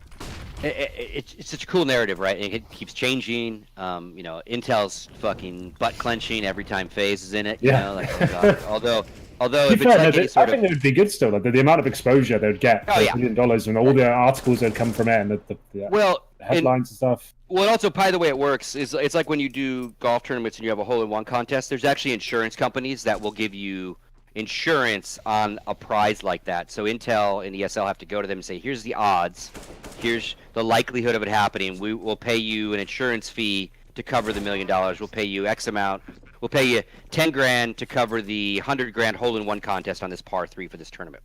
So they're probably, like, even if Intel lost, like someone won the $1 million, they probably actually would be insured for it. It wouldn't truly cost them $1 million. But the longer it goes, the more that $1 million pays for itself anyway, right? Even if they had to pay it all. Yeah, exactly. The fact that we're still having, like, everyone's saying, the Intel Grand Slam at every desk and like every segment, you know, that's paying. You know, if it would have been 4-0, like, you know, FaZe wins 4 in a row and takes the $1 million, it would have been like, oh shit, And I guess the point I was trying to make was that, like, that's the first time we had in CSGO. I just think Dota have got it so sweet now. They've got the whole tournament planned out, like the schedule and what it means. The Dota system is the best system in esports. You got the best format at the international too, but the season that leads into that, Valve have refined it, took away this invite bullshit. This next Dota season coming up, that's esports perfected for me. Yeah, I agree. It's great. And on our side, like 2 more challengers lose their spot this season, right? All right, great. Yeah, that's Right. that's all we've got. Like, who fucking cares? Like, and again, it's the not the sad thing about it, but the fact of life is like all these conversations like all intertwine. If the player break wouldn't need to be so long or so arduous or so, again, take a whole goddamn month off if the season leading up to it was a little bit more sustainable for everybody involved, right? Like I don't want a franchise system. I don't want to lock it all down to like 16 old boys clubs in the world. But there's something to be said with a little bit of regulation. Like, if Valve were to say, this is, again, like, these are the tournaments that count. They lead yeah, to mate, this. how good would that be, though? You could just fucking scrap the minors in general, and you're just saying anyone who makes a playoff, you get X amount of points. We're taking 8 teams to the major next event, and these are the events that will contribute. You get to the playoffs, you get 8th place, you're going to get 10 points. If you come first, you're going to get 60 points, something like that. And then that just contributes to you making your way into the next major. And then there's more on the line, there's more to talk about, and there's an actual kind of narrative ongoing throughout the season instead of just being this is a standalone event for $200,000. Yeah, and I think what we're going to see instead, we're going to see consolidation based on who wants to play where, not necessarily something organized, right? Yeah. So teams will stop, they're not taking invites, they're not going to these events. Refresh is going to dump a boatload more events on us next year, right? So they're going to be a big player in the scene. Where are they going to fit in? Where are those weekends coming from, right? Because everything is going to keep happening, so you're just going to see, in a good way, you're going to see these teams spread out more and maybe allow for the tier 2s to go to more what we would call big events, but it doesn't necessarily, right off the bat, it's going to make for a more one-sided Counter-Strike as it happens, right? Until those teams get trained up. But again, 2 online leagues concurrently, it's just like, it's a mess still, man. It's a motherfucking mess. Yeah, the online stuff, it just doesn't seem like it fits in. It's time to scrap that bollocks. I know it's good for TOs, but it's not good for anything else. It's so much of their rev in that sense, and their hours streamed and all those things to the platforms, right? It's low-hanging fruit. It's the easiest content for them to make, but like, it's just like it's got no value to the fans. It's got no value to the players. Talent don't even necessarily enjoy going and doing those events. I mean, the worst events you work, right, Henry, are the fucking, the online league ones where you sometimes you're doing it remotely. The thing is, like, you can just feel that no one really is that. But when you see the players running around, like just having fun and with fun guns and stuff like that, and like it's really tiring. And it comes from a time when we had to play online a lot, and then we went to LAN every so often, right? Yeah. Like this all made sense, years ago, because like we lived online, and begrudgingly we all knew it's like do it on LAN was a fucking phrase because you did it so much online that doing it on LAN really meant something. Now we do it on LAN so much, like this just needs to be so less important, but it's so in the life of a player and a team owner, right, and a TO, depending on the FACEIT and ECS. The ECS with their product FACEIT and EPL and the ESL, and they compete. And I said to these guys, like, I've been waving this flag, man. Both these owners of these companies, like, look, what if you all just split the low-hanging fruit? Like, why do you have to run your seasons the same time, right? If we had EPL winter that led into ECS spring, that led into EPL summer, that led into ECS fall, then at least we'd have one online league at a time. The fans would be more engaged. The teams would only have one thing, because again, in a typical Tier 1 team when we're rolling, Tier 1 caster for that matter, fly somewhere on a Thursday, play Friday. No, now you're flying on a Wednesday because you got a media day on Thursday. And that's if there's no groups or anything. Friday, Saturday, Sunday, you play the tournament. If it's a 16-team tournament, you went there earlier, right? Because you had to get groups and all that shit going. Come home on that Monday. Or bail early if you lose, but then get yelled at because you're bailing early because you've got obligations to fans in the arena, because you do, and the tournament organizer, because you do, and your team owner wants exposure because he needs it.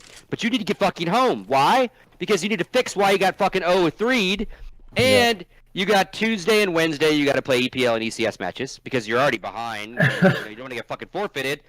Yeah. And then you get out, you do it. So when do you fix where you fucked up unless you stop going to events, right? That hurts a TO if you don't take that invite. Or if Astralis doesn't go somewhere, that hurts, right? But Astralis is smart. So if at least there was only one online league to worry about, and you weren't rescheduling one to play in the other, that would lighten that load just a scotch, right? They wouldn't even do that. Like, yeah, but now you're asking me to give away half my business, right? Because again, that's 2 seasons that we're not going to do. Yeah. But you see the seasons are getting smaller, right? They're limiting their seasons. They are making them smaller because you're getting teams and players going, we're just not going to play. Because now it's a 3-month, or it has been. Now it's less. A 2 to 3 month qualification of online shit CS around your travel schedule to play in one LAN tournament that isn't the most important LAN tournament prize money or anything on the planet. So fuck it, we're just not going to play in EPL anymore.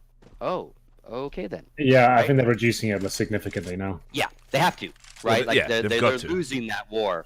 But it's just like if they just split it up, you know, it's the typical like TOs working together to grow a pie instead of fighting for their pieces. There is some truth, and if they did work a little together, they'd all do a little better. And right? again, if they'd all agree work to that schedule fucking a little play better. nice, maybe Valve come in and go, listen, if you can all play fucking nice and have this, you know, like you say, the fucking EPL winter, you know, ECS spring, ESCA fucking, you know, fall, and do it like that, we'll even give you points for the big event. Yeah. You know what I mean? Like, do it like that, right? Then everyone's going to watch it more because it actually means something and it has weights on the future landscape of CS instead of it being worthless online. And I kind of think, here's my take on this. Is just me, right? And obviously most of this stuff is me, not player association.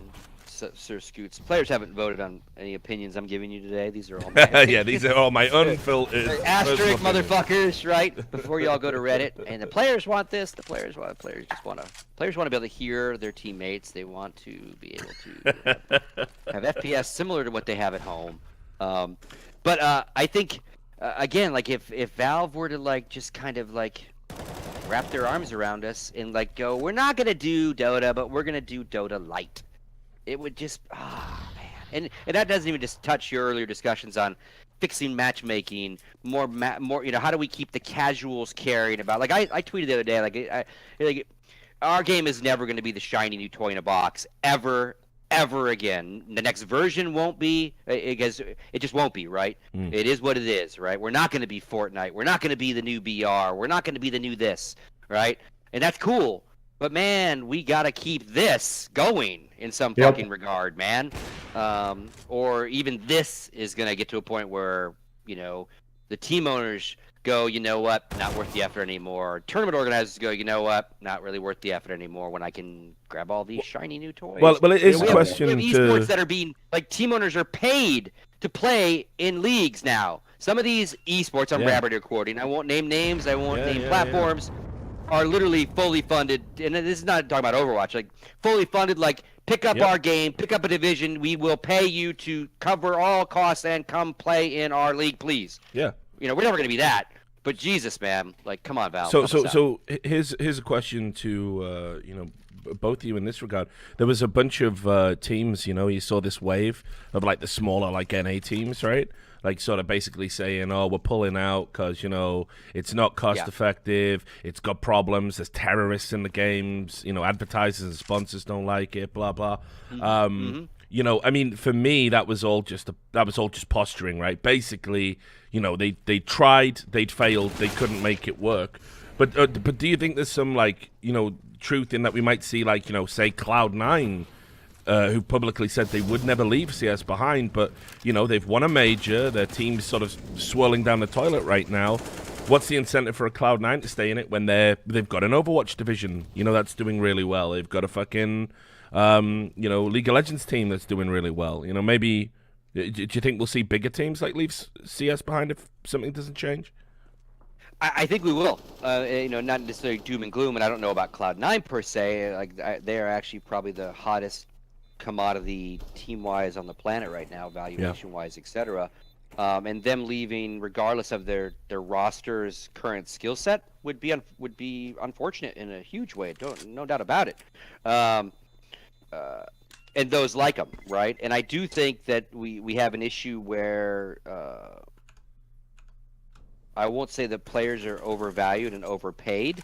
What I will say is we need to assist in some revenue streams to take the weight off of one employee relationship, in the sense that a player might be worth 10, 15K a month in the sense of his worth in the Counter-Strike ecosystem, and therefore that team might be worth $75 grand a month, but not necessarily all to the same person, to the same team owner, right? Like that's not how it works in sports, right? LeBron James gets his money from all sorts of sources that makes him worthwhile in the NBA. His team has a chunk, his own sponsorships, all these different things, right?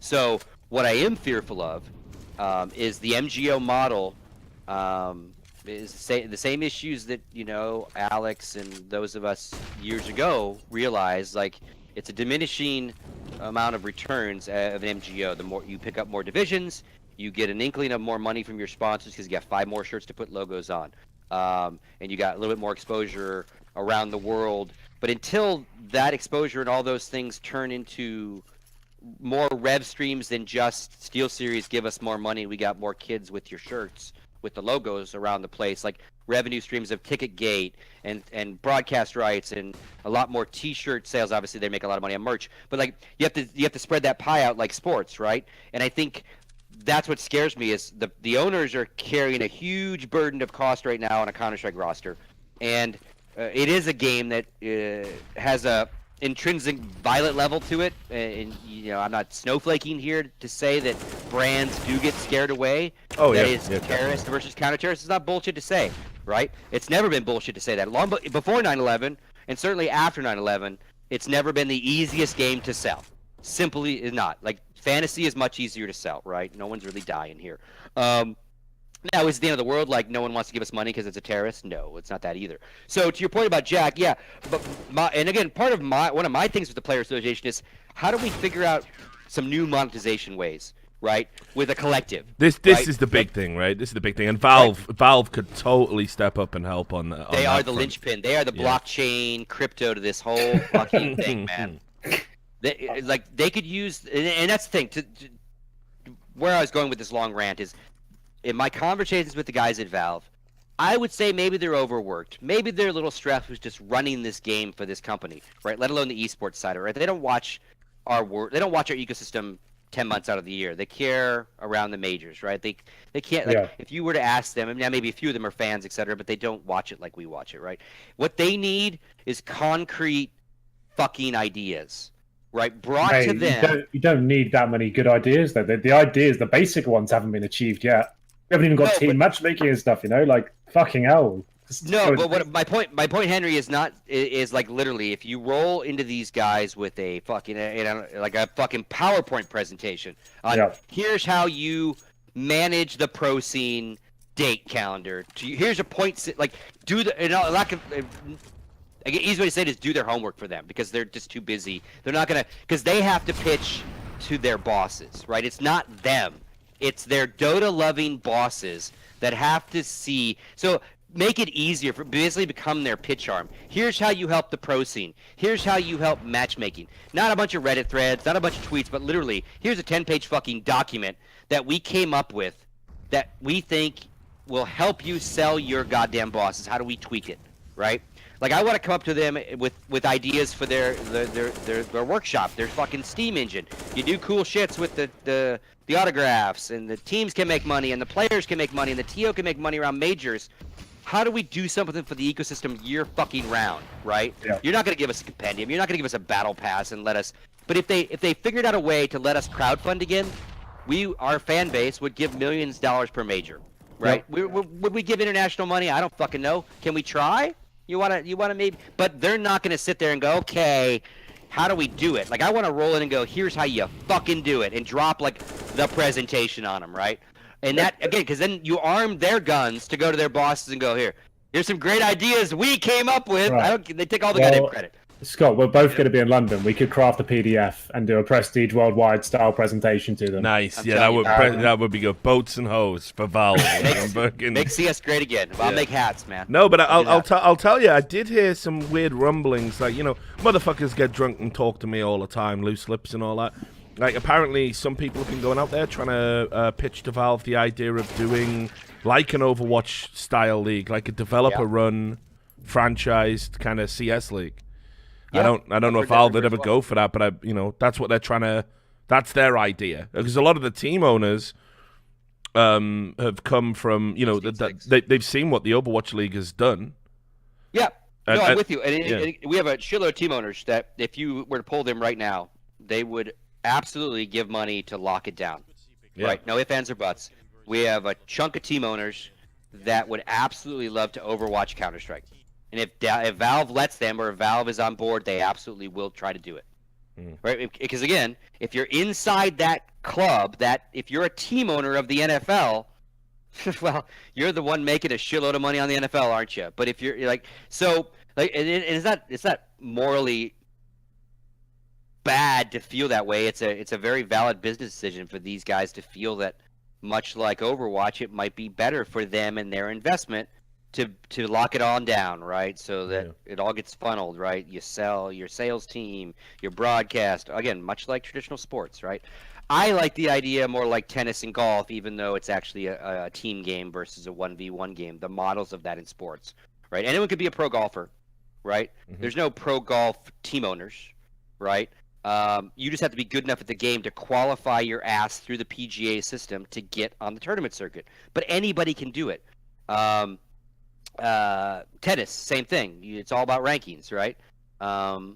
So I don't know if I want, and if I wanted any sort of franchise system, I would want it to be some sort of semi-open relegation system, right? Where you can lose your fucking spot if you suck, man. Yeah, there's got to be some. I mean, like, you can't have Shanghai. You can't have Shanghai Dragons fucking in CS, dude. No one's gonna stand for that shit. Not in our game. And again, maybe Valve decides, they look at the money side of it. They look at, we don't want to be like Dota, and we could never franchise Dota now anyway, but we could franchise CS. We could do it totally differently. Maybe they'll go for that. It's on my list to ask them because I've heard the same rumors. And I know I've had conversations with some of the team owners that in previous, and so it's very obvious their thought process on what they'd like to do. Again, and you can't almost blame them because if you look at the paper, and you go, okay, well, if I could get a Counter-Strike team for $1 million, I had to pay $20 million to Blizzard, but I get the same benefits of a lockdown world. Can I buy 2 teams? Yes, please. Yes, please. So, yeah. Now, here's an interesting thing that I didn't think about at all. That a guy DM'd me, and I don't remember his name. I'd look it up, but a guy DM'd me. He listened to DDK's podcast where we talked about leagues and franchising and the open circuit of Counter-Strike and 50 teams traveling the world versus 16 teams owning the world. And he brought up NASCAR to me, and he wrote a really long thread to me on NASCAR because I'm not a NASCAR fan. And I know fuck all about NASCAR. It's actually awesome. Nobody knows anything in our world about NASCAR, right? But he's like, NASCAR is what you want to look at, right? Because NASCAR sells team charters to the season of NASCAR, right? And so a team buys a charter spot, right? They can lose the charter spot, and then they hire drivers and they have teams and all that, right? You can lose your charter spot, you can sell your charter spot, and every event has open qualifications for spots in the big race that you don't have to be a charter team to enter. So every race, you have an option. As Johnny Bravo Racing, you and fucking Lightning McQueen, you got a shot, right? Because then if you do good enough at these events, guess what? You get offered a fucking charter, right? And that gets you sponsors to go get the money to buy the charter. So it's really interesting. And I need to do a lot more research on it because, again, not an NASCAR fan. Like, one-way turns aren't for me, right? So it's kind of a locked-in franchisee. So there's stability if you're a team owner. Because, again, cars are expensive, drivers are expensive, right? There's some stability there, but if you have X amount of infractions, if you do shitty, all these different things, NASCAR can yank your fucking charter, right? See ya. Bye. You fucked up. You keep breaking our rules, man. Your car's too heavy. You're out, right? At the same time, you can fucking Johnny Bravo your way into a charter, right? Yeah. And be in the big leagues. So, God willing, if not willing, but if Valve is looking down this road, because, again, I'm a fan of the open circuit, man. Look at how much prize money we give out over how many events to how many players around the fucking world every year in this game. That goes away. We'll lose our tier 3s. Like, farm systems will dry up if you can't work your way to the bigs. Like Overwatch has to pay for, 3 divisions of not Overwatch League to feed Overwatch League now. All losing money. Contenders teams pulling out all the goddamn time because they're not Overwatch team owners. So they have no way to make fucking money, right? So I'm going to pay these kids to play for my brand for 6 months so so Huck can fucking draft them away. Yeah, I'm out. I'm fucking going to Rocket League, right? So yeah, I hope I get some clarification on this rumor at the major, because I'm gonna ask the same goddamn thing. Because I'm a little nervous over it, right? I don't think Valve would ever I don't know what they'll do. I can't say it because I don't fucking know what they'll do. I mean, if we knew Valve's fucking mind, right? You know what I mean? Yeah. Oh God, if we did, only if we did, right?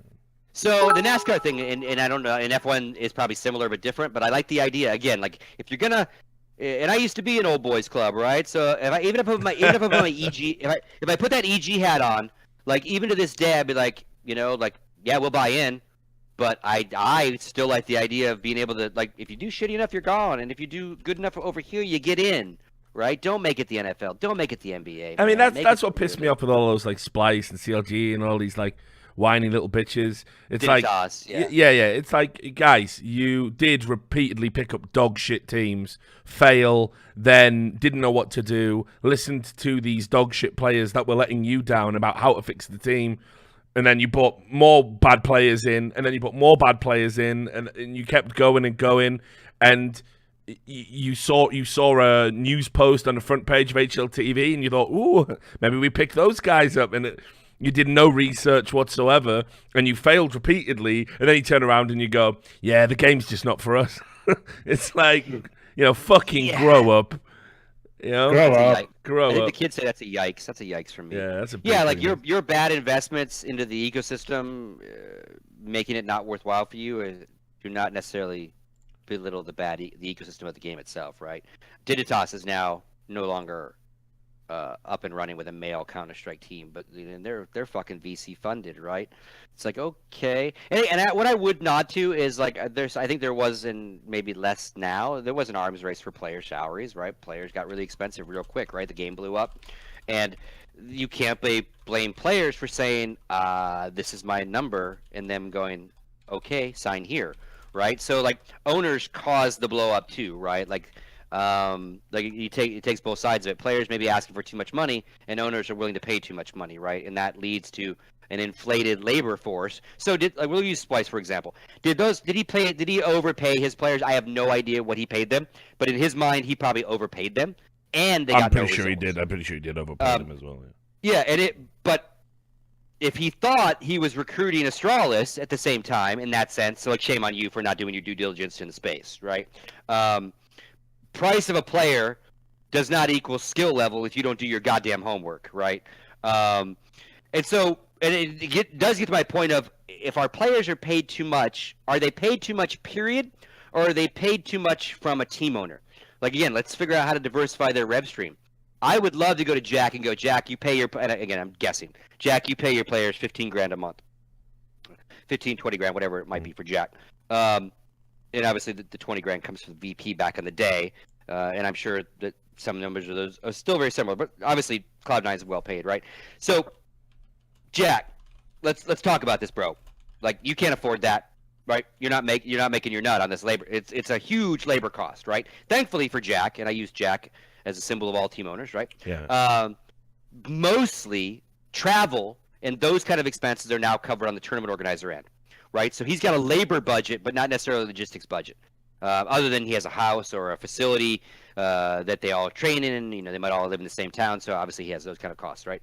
But I want to figure out a way with Jack that if we determine that player is worth $15,000 a month in the ecosystem, but maybe Jack should only pay him $10,000 a month, right? So how do we get that kid $5,000 somewhere else, right? So we lower Jack's labor cost, and the kid still gets what he's worth, but he gets it somewhere else. Well, part of that is figuring out how Jack can give some rights back to his players. Right? Yeah, well, this is the other thing, right? They make it so you can't have individual endorsement deals, which seems to be super counterproductive to the organization.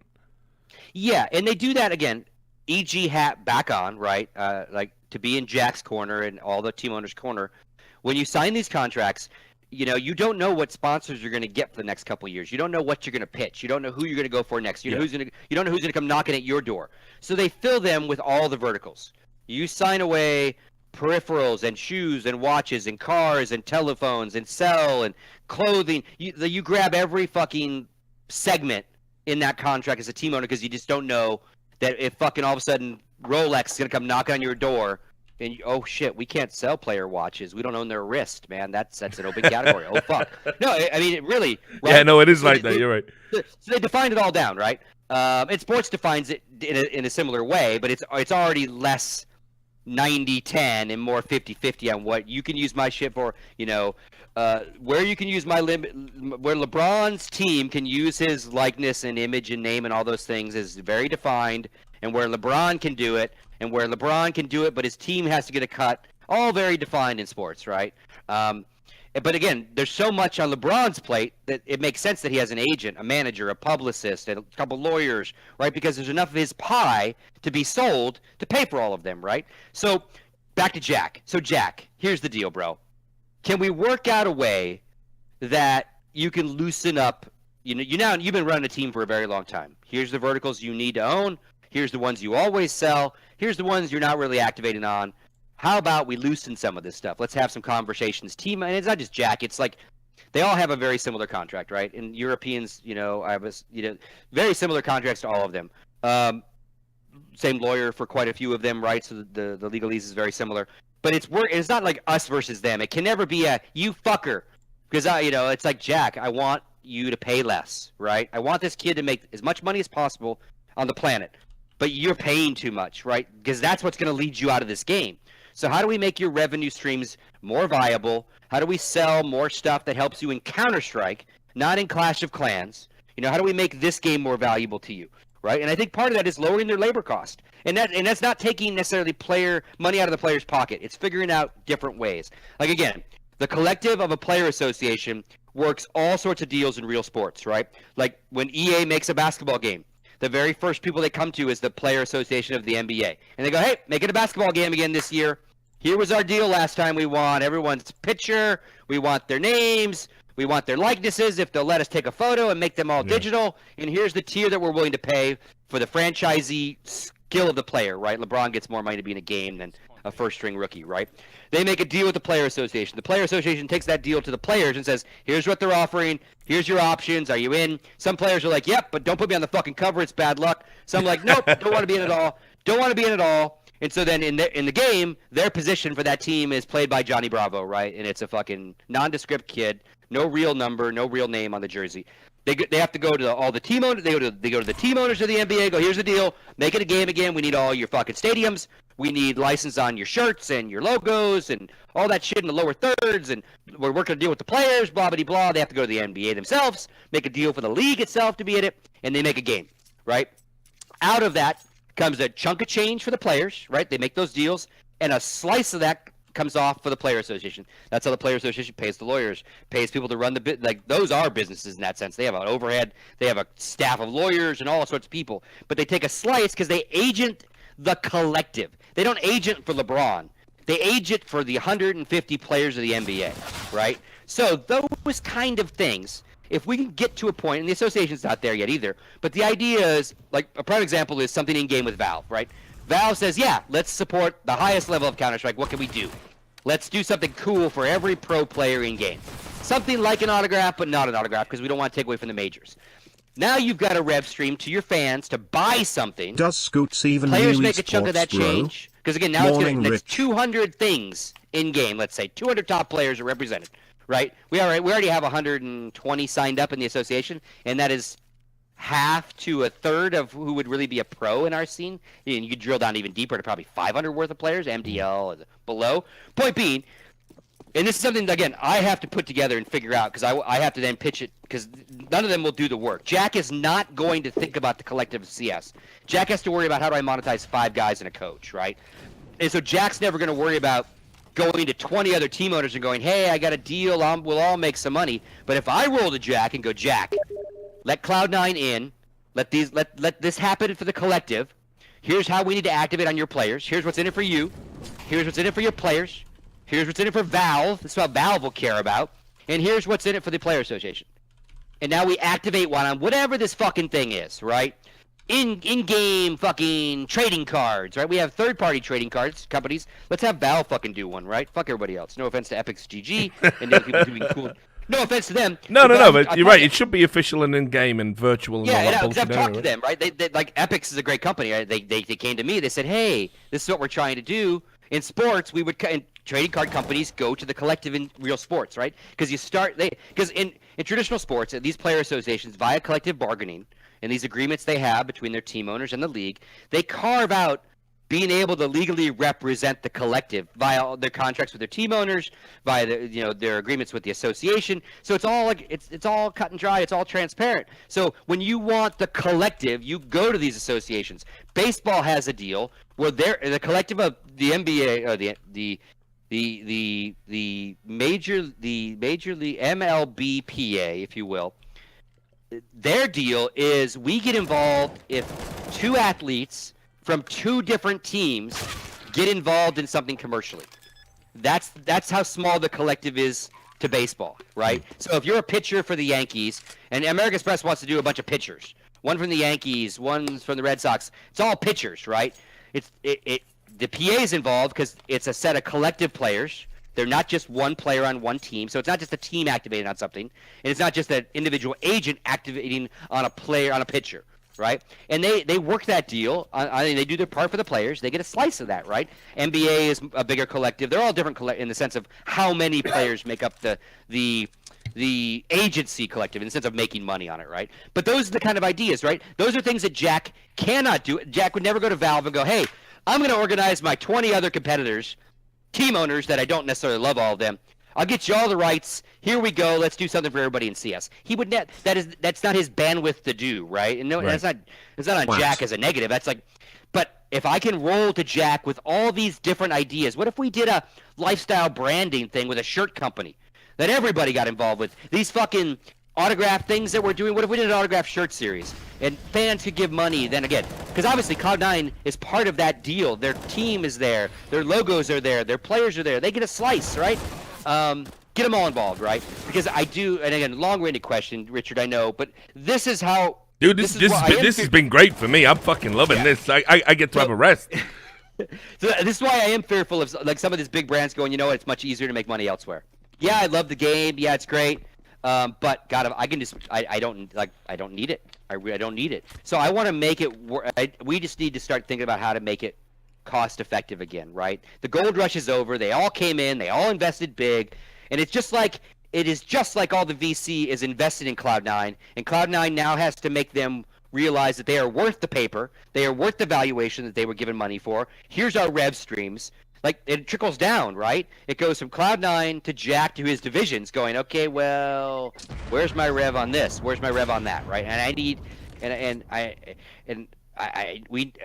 I want to do all I can to, again, help that ecosystem, right? And again, there's something to be said here for the collective being able to maybe activate on some stuff. Not quite yet. We're worried about, like, hey, the mics suck at this event. Hey, the PCs suck at this event. Hey, Valve, it appears that the client the players are playing on currently has audio issues. just a few. That's the shit we're worried about right now, not like the business side of it, but that's what I think about is, okay, once we get the players more organized in the sense of, like, we take care of the day-to-day shit of, like, their world, like, how do we monetize to make Jack's life better? The player, again, MBK might be worth 20K in the ecosystem, but man, that's a heavy hit. That's $100,000 a month for a team, right? If that's 5 MBKs on your team, right? How do we nuance some of these contracts away from the team owners having all the rights, but really not being able to activate on what they own, right? Because they just can't. And helping, right? Helping that side of it, because again, like I am a little fearful that we lose some TOs over time. I think that's more of a natural selection thing. Like, tournament organizers come and go. They see if they can. Like, GFinity's a prime example. They tried to play with the big boys, but you know what? We're out. We love esports. We built a cool thing in London. We're gonna focus a little more locally, a little farm to table, if you will, esports. And they just so that I think in that sense. But now we're to the point where, without Valve helping the tier ones in the sense of calendar control and qualifiers stepping on big tournaments and 2 big tournaments going on at the same time, which divides eyeballs, I don't want Overwatch regulation, but we need a little bit of ecosystem regulation by the stakeholders, I think. Yeah, well, sure. just Valve being one of them. Just actually having something that resembles an ecosystem would be would be a start, right? Yeah. Yeah, no doubt. Yeah, man. So there's my rants on that shit. No, So, mate, I tell you, I always fucking love it when someone is as into the business side of it all as me. It's a hard sell for the kids these days, you know. Yeah. And again, like I think I've often been painted as a guy that paints these team owners as like the devil. But I could listen to you and Scoot shoot the shit all they're day. Definitely a necessary part of the ecosystem, and like I imagine my hate is perceived more than real. Right? Yeah, they have of a very course. tough job, right? Yeah. And I don't necessarily did, I ran a team a certain way, so like, and all these team owners are different. They don't run their team the same way either. But I'll just interrupt Scott. Like we need Dignitas. Like these guys have fucking VC spun. They're a sports team, but where are they? Right? Like again, your bad investments in your rosters when you had the core of the #1 team on the planet, and they've been pretty damn consistent last couple of years now. Too. Just saying. So just had $100 donation there from Ambient Oh, Deviation. Said he could listen to me and you shoot the shit all day. So shout out to him. Thanks very much. You didn't need to do that. I did. Yeah, So- sorry. Didn't mean to step on your. Yeah, no, that's all right, buddy. Fucking, that's what you're here for. It fucking lightens my load, man. This is like my 3rd day doing this shit. I've been doing the hours of the major without all the fun of being at the major. So already starting to feel it a little bit. I'm starting to get that classic Richard Lewis's breaking down, fucked sleep pattern, fucked voice that you know and love, right? Get the fuck out of my industry. Classic times. Hey, here you go. What do you and Sir Scoots think about this whole new sports thing? You're in the town of new sports. Yeah, I am. In the city of new sports knows how to party. I mean, I thought it was a stupid idea. Yeah, I think that's about all we need to say about it. Yeah, I think like you don't move away from a fucking brand that's blown up, right? Like it's like saying, Coca-Cola's got a bit of a negative connotation because if you ask for a Coke, people might say cocaine. So we probably should come up with a new name now. It's like, nah, dude, you fuck that. It's completely stupid. Like, I mean, it's fucking Coke, It is what it is. So yeah, I thought it was don't get me wrong, I like exploring ideas about what you can do for like the general health of esports, but I don't call like all that new sports stuff. I mean, it kind of reminds me when we had extreme sports. That's what it reminds me of. When it was like, how do we sell snowboarding? How do we sell skateboarding? How do we sell paragliding? How do we sell that and market that? And we call it extreme sports to the max, dude. Like, I don't think we need to be called new sports. We are esports. That's it. That's what we are. It's never going to be anything else. There was a period of time where it was up for fucking grabs, right? Like we all remember fucking, when it was cyber athletes and GGL tried V Sports. Yeah. There was a bunch of fucking, people would all try in different brands. Like say Cal was the Cyber Athletic League, obviously, So there was a lot of that. But esports won out, and I don't think you change your winning formula, like people are just starting to get their head around esports. If you start calling it fucking new sports, you might actually help us long term, but you set us back about 10 years in the short term, probably.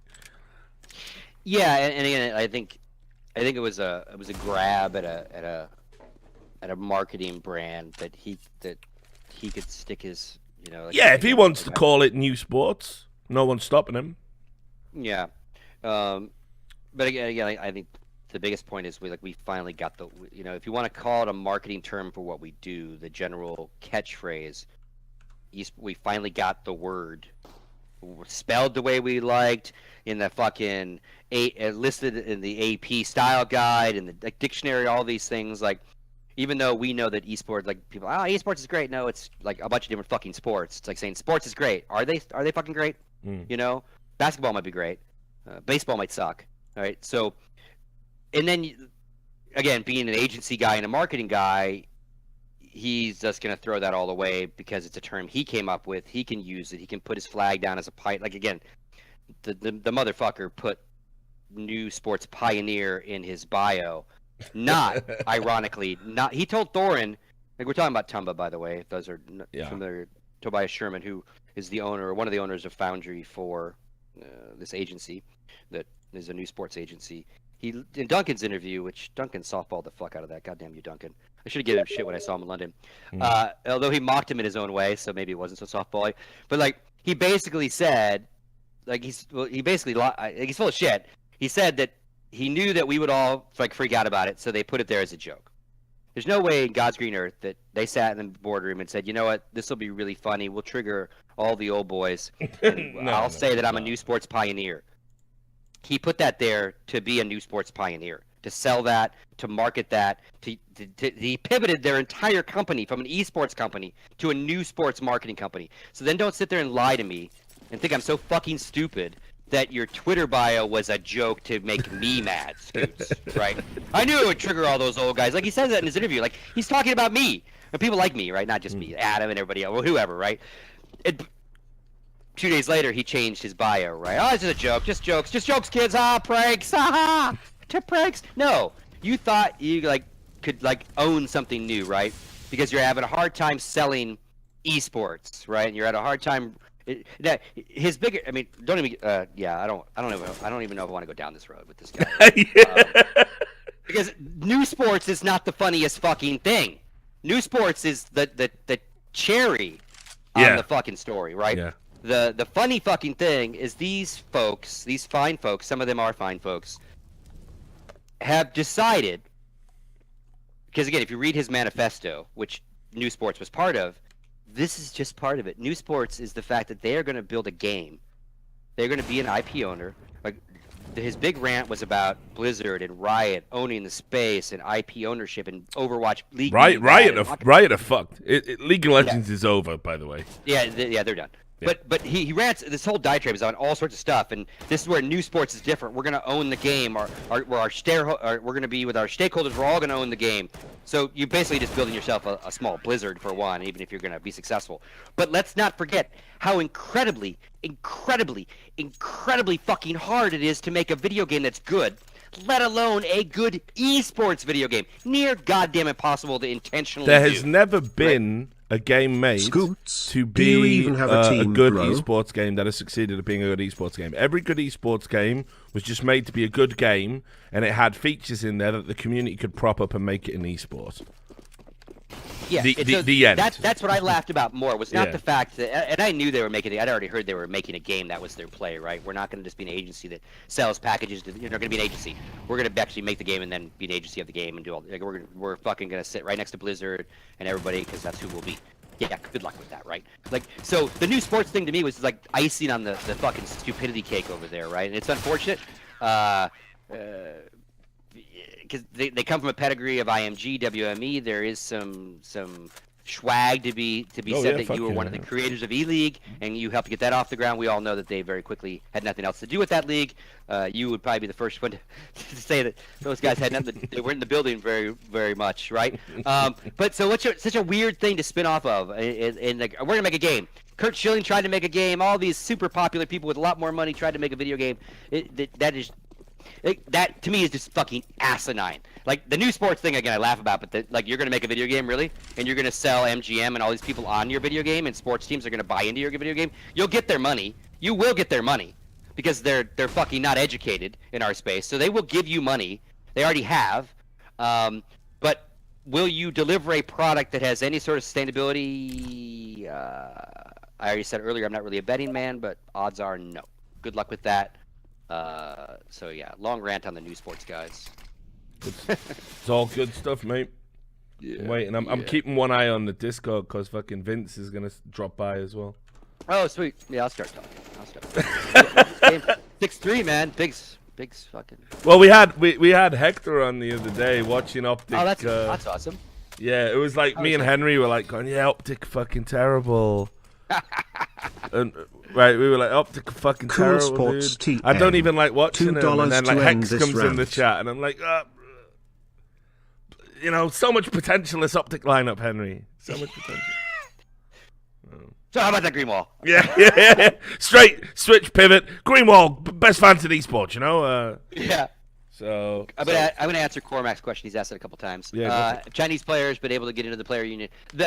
Absolutely available to everybody. There are obviously some language issues with just the general first reach out to those guys. Like I haven't translated stuff yet. I'm doing a lot of these next couple events. I'm going to the major. I went to Stockholm and talk to players that I hadn't met before or players that I hadn't had a chance to see to get them to sign up. So it's really just a matter of, and I miss Tai Lu. The idea would be to just have the chat with them, and then they sign right up. And so yeah, they absolutely are eligible. You know, we are signing up MDL players again. The players decided to initially, at least for the time being, to make the barrier of entry as low as humanly possible. You know, so the idea of what a pro is someone who is signing some sort of professional contract with some sort of business, making a little bit of money. That could be $100 a month. That could be $200 a month. That could be $20,000 a month. Because ideally, in a perfect world, MBK needs less help than Johnny Bravo signing an MDL contract for the first time, right? Because that contract looks very much like the big boy contracts, right? All countries, you know, we're helping Middle Eastern players, we're helping all sorts of people. So it's really just having a conversation with those guys and getting them signed up. So the short answer is yes. I even got managers at this last event, like, were talking to me, and then like, hey, want me to take those letters? And like they took the envelope to the players, had the conversation, came back with signed fucking player letters. Because again, nothing in our letter that they sign up to be members like takes away anything from a team owner. Like there's no rights in there. There's no conflict, right? It's intentional. Like we're not here to, right? Like we can't, right? The team can't. Like we need team owners on our side. It's the opposite. So for some of the managers to be helping in the process was like, that's fucking awesome. Thank you, you know, because it's a lot of legwork in talking to them. Once you start talking to the players, you know, like I talked to the Greyhound Gaming guys at this last event, and finishing up talking to the HenryG guys and the Ghost guys. Now the Ghost guys are traveling on real contracts.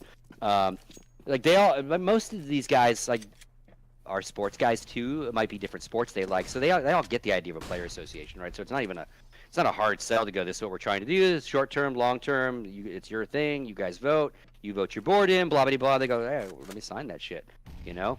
I got Navi signed up. Zeus is signed up twice now because he's just silly. I'm like, Zeus, you already signed up. He's like, I sign again. Like, okay, you don't need to. No, they're all signed and I sign. Okay, here's the letter, bro. You already signed up once, but okay. So, yeah, I would love, and again, the bigger the teams in the radar, the more we want them. Like, we have almost all the top 10 teams now signed up in the current, you know, listing. So yeah, it's just a matter, again, just getting out there and talking to more and more teams. So they're really lazy with answering emails. You know, tons of them have gotten emails over the last year and just not responded to them either. They would have all signed up long ago if they checked their emails. Feel super sorry for the Chinese dudes because I don't even think it's like the players themselves. I don't even think they have the agency to sign up even if they wanted to. Get them to call it hard sport. Yeah, well, and again, Another like, there's nothing $2 for ending round. in our letter that like would get them in any hot water with any sort of team, like team contract. Again, we don't take anything. Like we can't. Yeah, but you know how it is in China, brother. No, yeah, well, and I thought the same thing. I thought some of the CIS team owners would have issues, and thankfully. Yeah, but they don't tell you they have issues. You just a guy just walks past you and stabs an umbrella in your leg, and then you get a real bad cold, and then. Cut the VOD! Stop recording! Delete!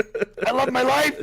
I don't live in Phoenix anymore. I'm not sure I mean, I've had that, dude. I had some guys from a big Russian organization, like, talking to one of my friends in NA, and they were like, so, this Richard Lewis, you know him? And, you know, the guy's the guy's like, yeah, he's, we're pretty tight. And he's, you know, which state he live in? Oh God, no! Started asking questions like this, and I'm like, "Fucking hell, is it?" Where's he living now? Yeah. Do I have to hire a guy called fucking Razors to start following me around all the time? You know.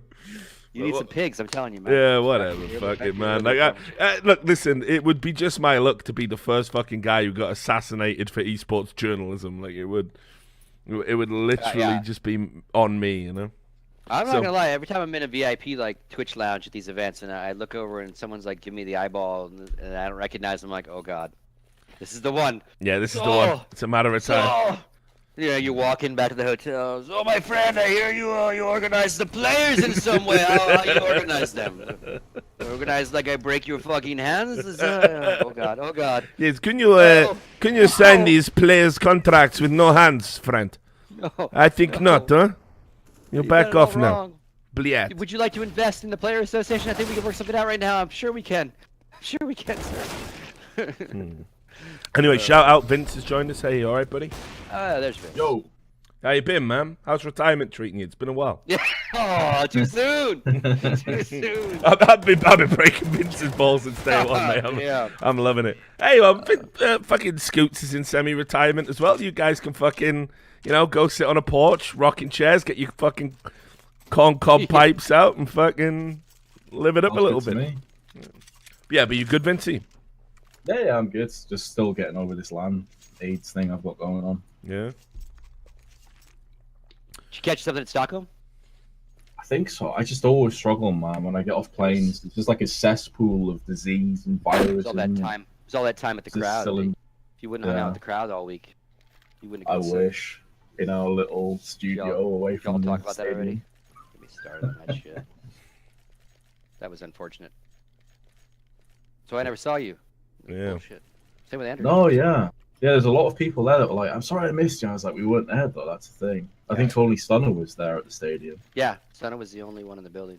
It was a trip. Yeah, they did Poor that. Stunner. DreamHack have done that before. I remember when we had that. It was DreamHack Moscow, and all the border tensions broke off down in fucking Crimea, right? And they'd hired like me, In Control, Apollo, and I was like, I'm not being funny here, guys, but I don't really want to go to Russia right now. Like, I'm sorry. I know I'm pretty sure it's safe, but I don't really feel it. I don't think it's 100% safe. So, and What they were do like, we do? yeah. So they were like, we did it remotely from the studio in Stockholm. You want to know what's fucking crazy? The only one from the talent who was on site was fucking Smix. That's what I'm saying. Like, send Smix in. Yeah. So you got me, like, In Control, big lads, right? We're like, nah, fuck that shit. I know we'll fucking send them. We'll send Smix into fucking, a war-torn Russia. Like, Smix had to go there all on her own. The only person she had for company was fucking Hellspawn Lord. We often say that sideline reporting is much like wartime commentary, back in the day, Smix, but here's your actual fucking helmet. Good luck. That's what I mean. She's a fucking G, dude. Like, she's so fucking good. She went there and had to deal with all the Russian people. She said it was awful as well. She would walk through a crowd and people would be like fucking bit handsy, shall we say? And fucking no one spoke English. Everyone bad, yeah, man, that was a rough one. She earned her fucking stripes there, man. Good old Smix. Yeah. That's why I say, man, she deserves a bit more events. She's excellent at what she does. Oh, fuck yeah, dude. Again, it's like, because I'm talking out of school these days, I know Face has a pre-existing relationship with Parla, but come on. You know what I mean? Come on, get Smix in. If she wasn't approached, it's a fucking disgrace. There you go. I don't know. I'm loose-lipped. Yeah. I noticed as well as a front page fucking Reddit post about Parla at the moment, like saying, yep, you're asking people who barely speak a word of fucking English these like mega fucking complicated questions. Like, Smix always keeps it fucking real, keeps it simple, does her fucking homework, reads the room, just saying. I think she's one of the best. I think they're both good at different type of content. I think Paula doing the like what we did at Cluj, right? Like, replace Smix with me, player specific, Counter-Strike specific question interview after the game, right? And then Paula did all the features, all the fluff, took the players out for a wine, and that becomes great B-roll. Like, I think when he's the YouTubey kind of Paula, that's to me kind of his element. Exactly. Whereas when he's trying to have a post-game interview, that doesn't translate the same. That's because it's the same Paula. So I think there's a place for Paula at all the big events, but it just seems to me he's better at that kind of content. Not that it's I think the wacky goofy shit, yeah, definitely. But when you try and be serious and it's more like a professional sports broadcast, that's when you go, we need professional sports broadcast talent, right? I mean, it just seems a no-brainer to me. But yeah, you know, like Paul and I both did Krakow, right? That's my last major, and I was interviewer / stage host. Although stage host I didn't know about till I got there, and I'm like, okay, what are you all fucking Vlad? What are you smoking? Like, I'm not a stage guy. Like, what are you gonna make me do?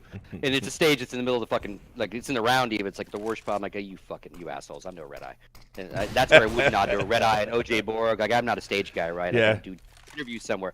But again, Paula did all the fluffy fun shit, and I did the player interviews, right? Yeah.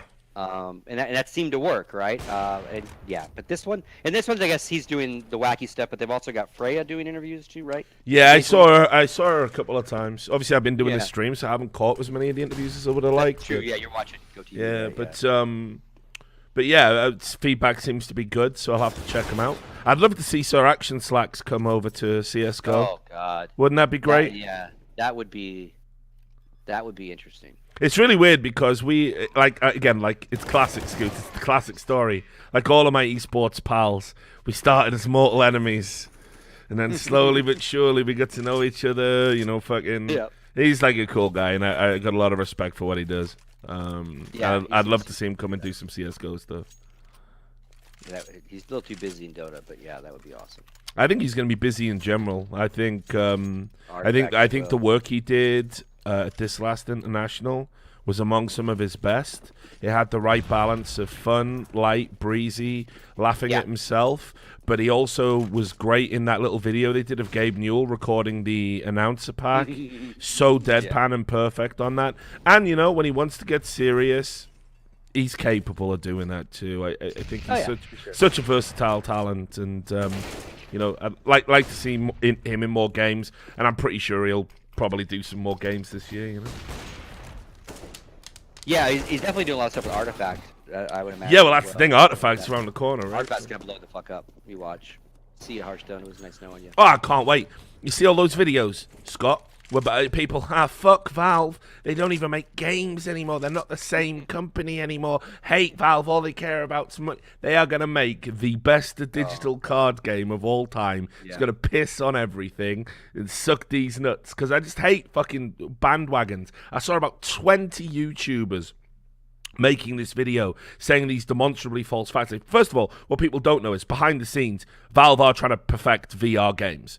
They put so much. They put so much attention into VR because as soon as VR becomes a viable thing and people can wear a headset for more than an hour without puking over themselves and the games aren't glitchy as fuck, Valve are gonna launch just boom, boom, boom. It's gonna be for VR games. You're gonna get a Half-Life equivalent. You're gonna get a Left 4 Dead equivalent. You're gonna get a Counter-Strike equivalent. You're gonna get a fucking virtual reality MOBA equivalent. Maybe Dota VR. I mean, the technology's already there from a spectator perspective, right? Imagine that perfected.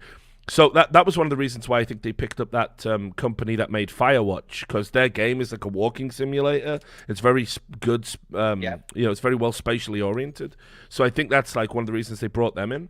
And like I say, people don't know that they're working on that. So when VR becomes a real thing, not like the gimmicky thing it is now, when it's a real thing, Valve are going to kill it. And then on top of that, you know, they said we're going to make more games we got more projects that are game oriented in 2019. They're going to launch this fucking Steam TV thing that's coming, and then boom, it's going to be Artifacts going to be coming out. There's going to be a new game, whatever the fuck it might be. Lots of rumors that it could be Left 4 Dead 3. I can't wait because I just hate all that knee-jerk bullshit where you think you know what a company's doing, but you don't know shit. But you just put a video out because you know it's going to get 500,000 clicks because everyone on the internet's a fucking moron. I can't deal with it. You can just pull up Valve's fucking developer record. Like they historically make a few games, make them incredibly well, and they're years apart. But every game they drop blows your fucking mind one way or another. They've never done that quick, right? We waited forever for Half-Life 2, right? We're never going to get Half-Life 3. You know what I mean? Like, it's not like they've been churning them out and all of a sudden they stopped, right? Yeah, but this is the other thing. It's like, do you know how many times games don't say they're going to make a sequel and they don't?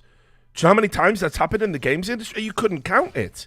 It happens all the fucking time. But because Valve have just had this string of hits, like they've just made literally genre-defining games, the best games of all time, that when they said, when it was like, well, maybe we don't do Half-Life 2, Episode 2, Part 3, or whatever it actually was, you know, Half-Life 3, when they don't do it, it's like the fans just never shut the fuck up about it. And obviously Valve are just like, God, is this all we're going to hear about for the rest of our fucking life? People who were on the team that made the first games, so many years go past, they didn't want to make a substandard game. If Valve cared about money, they just make any old shit, call it Half-Life 3, take all your fucking money and take you to the cleaners. They could have done that at any time. Yeah, exactly. They could be like Activision Blizzard. Here's a reskin Call of Duty every year. What's that? They could have been like EA. We're just gonna here's Madden. Still got all the problems from fucking 5 years ago in the game because it's just a reskin. They could have fleeced everyone if all they cared about was money, right? It's a ridiculous argument. They wanted to make a game that didn't just honor the series as it was, but took it to the next level. When they didn't feel capable of doing that, they focused on other things. And let's not pretend they haven't enhanced every gamer's life. Do you remember before Steam? It was terrible. Do you remember actually having to go to a game store, a GameStop, buy a fucking digital copy? Do you remember being told, oh, it's sold out? Do you remember pre-orders and then sometimes them not being able to meet the demand? Do you remember having to install the game and then go on your internet, which was like fucking dial-up back then, and fucking download a massive patch? You couldn't even play the game that you physically bought for 2 or 3 days. Steam revolutionized all of that. Now I can sit, buy it, and all these fucking stores at GameStop are crying, oh, boo-hoo, boo-hoo, Steam have a monopoly now. Yeah, like you had a monopoly for fucking 20 years, you idiots. Everybody owes Valve, like, if you're a gamer, you owe Valve, like, a huge fucking debt. Who cares if they go away and don't make a game for a few years? They made fucking Steam. That's enough for me. If they don't do anything else for the rest of their lives, they are one of the most important companies in gaming history. Blows my fucking mind that anybody would hate on Valve when everything they've done. Like, it's insane to me. There you go. That's my Scooty rant. I liked it. It was pretty good. I enjoyed it. Henry's back as well. Henry, Vince, I believe you've met each other. Back. Hello. Hello. How we doing? Right. Super awkward talking at the same time. It's like if this was a Tinder date, it's already what the fuck did I swipe right? You go first. No, you go. I'm sorry. No. Hey. Yep, I'll go. Yep, see it. Like the Chuckle Brothers now, to you.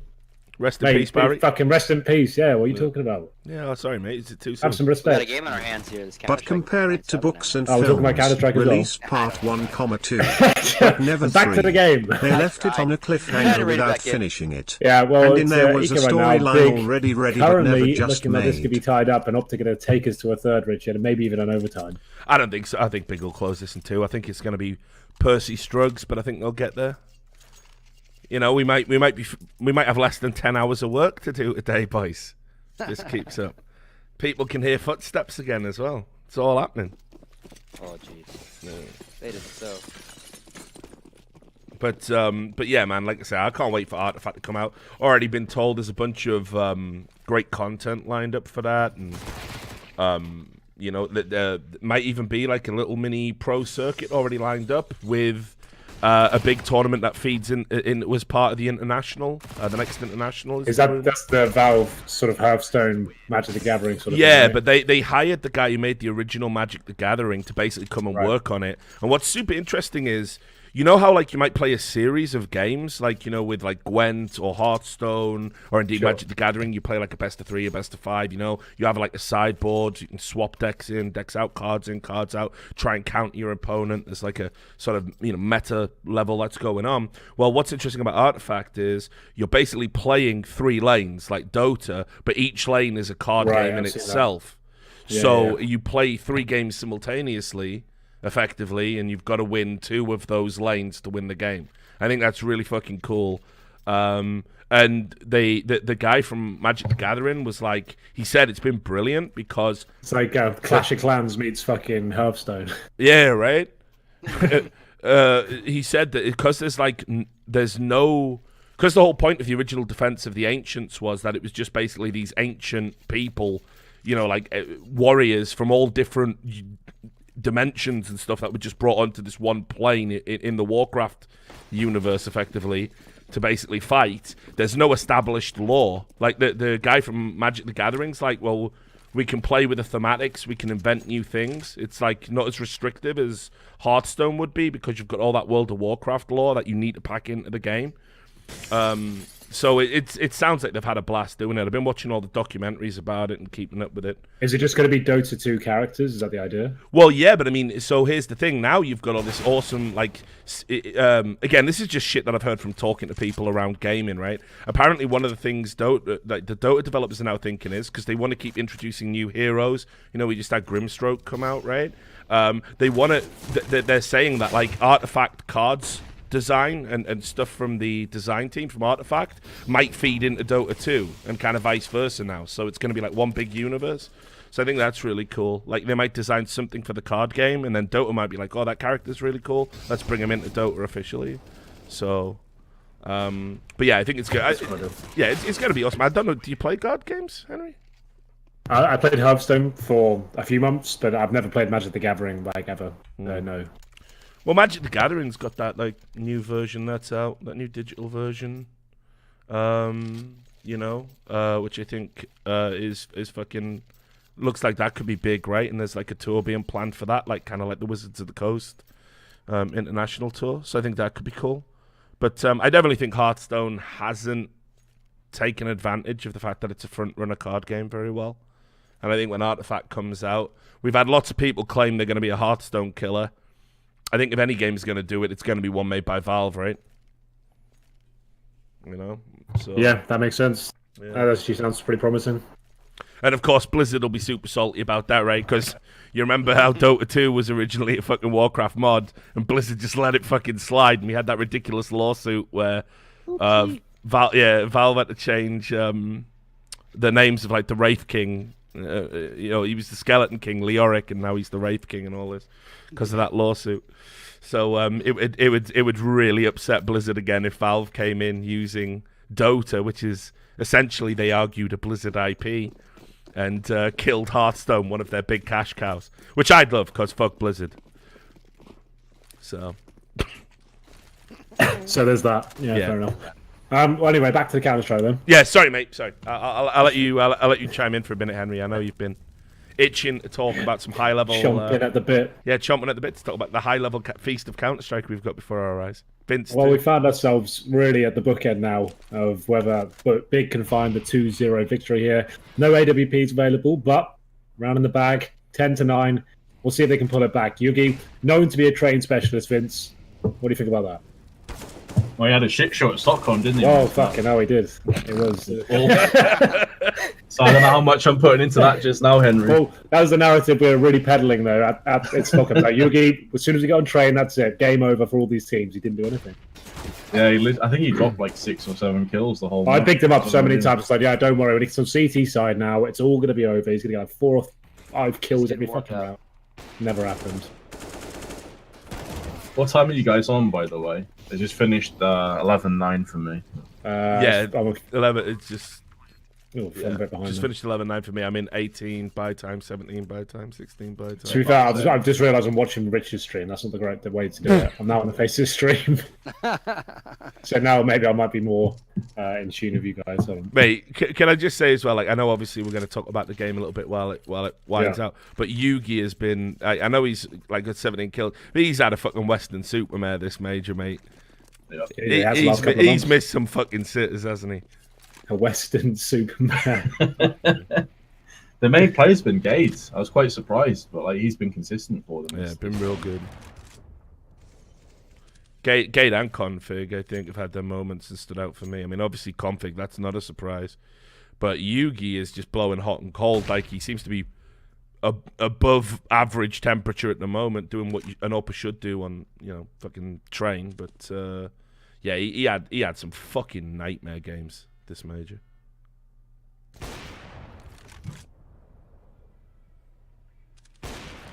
And the good news for OpTic is Smoothie doesn't seem to have been as fucking on it as he has been. He's a little bit cold this series. I ever saw Tabson using the ult primarily on Dust 2 for a bit as well.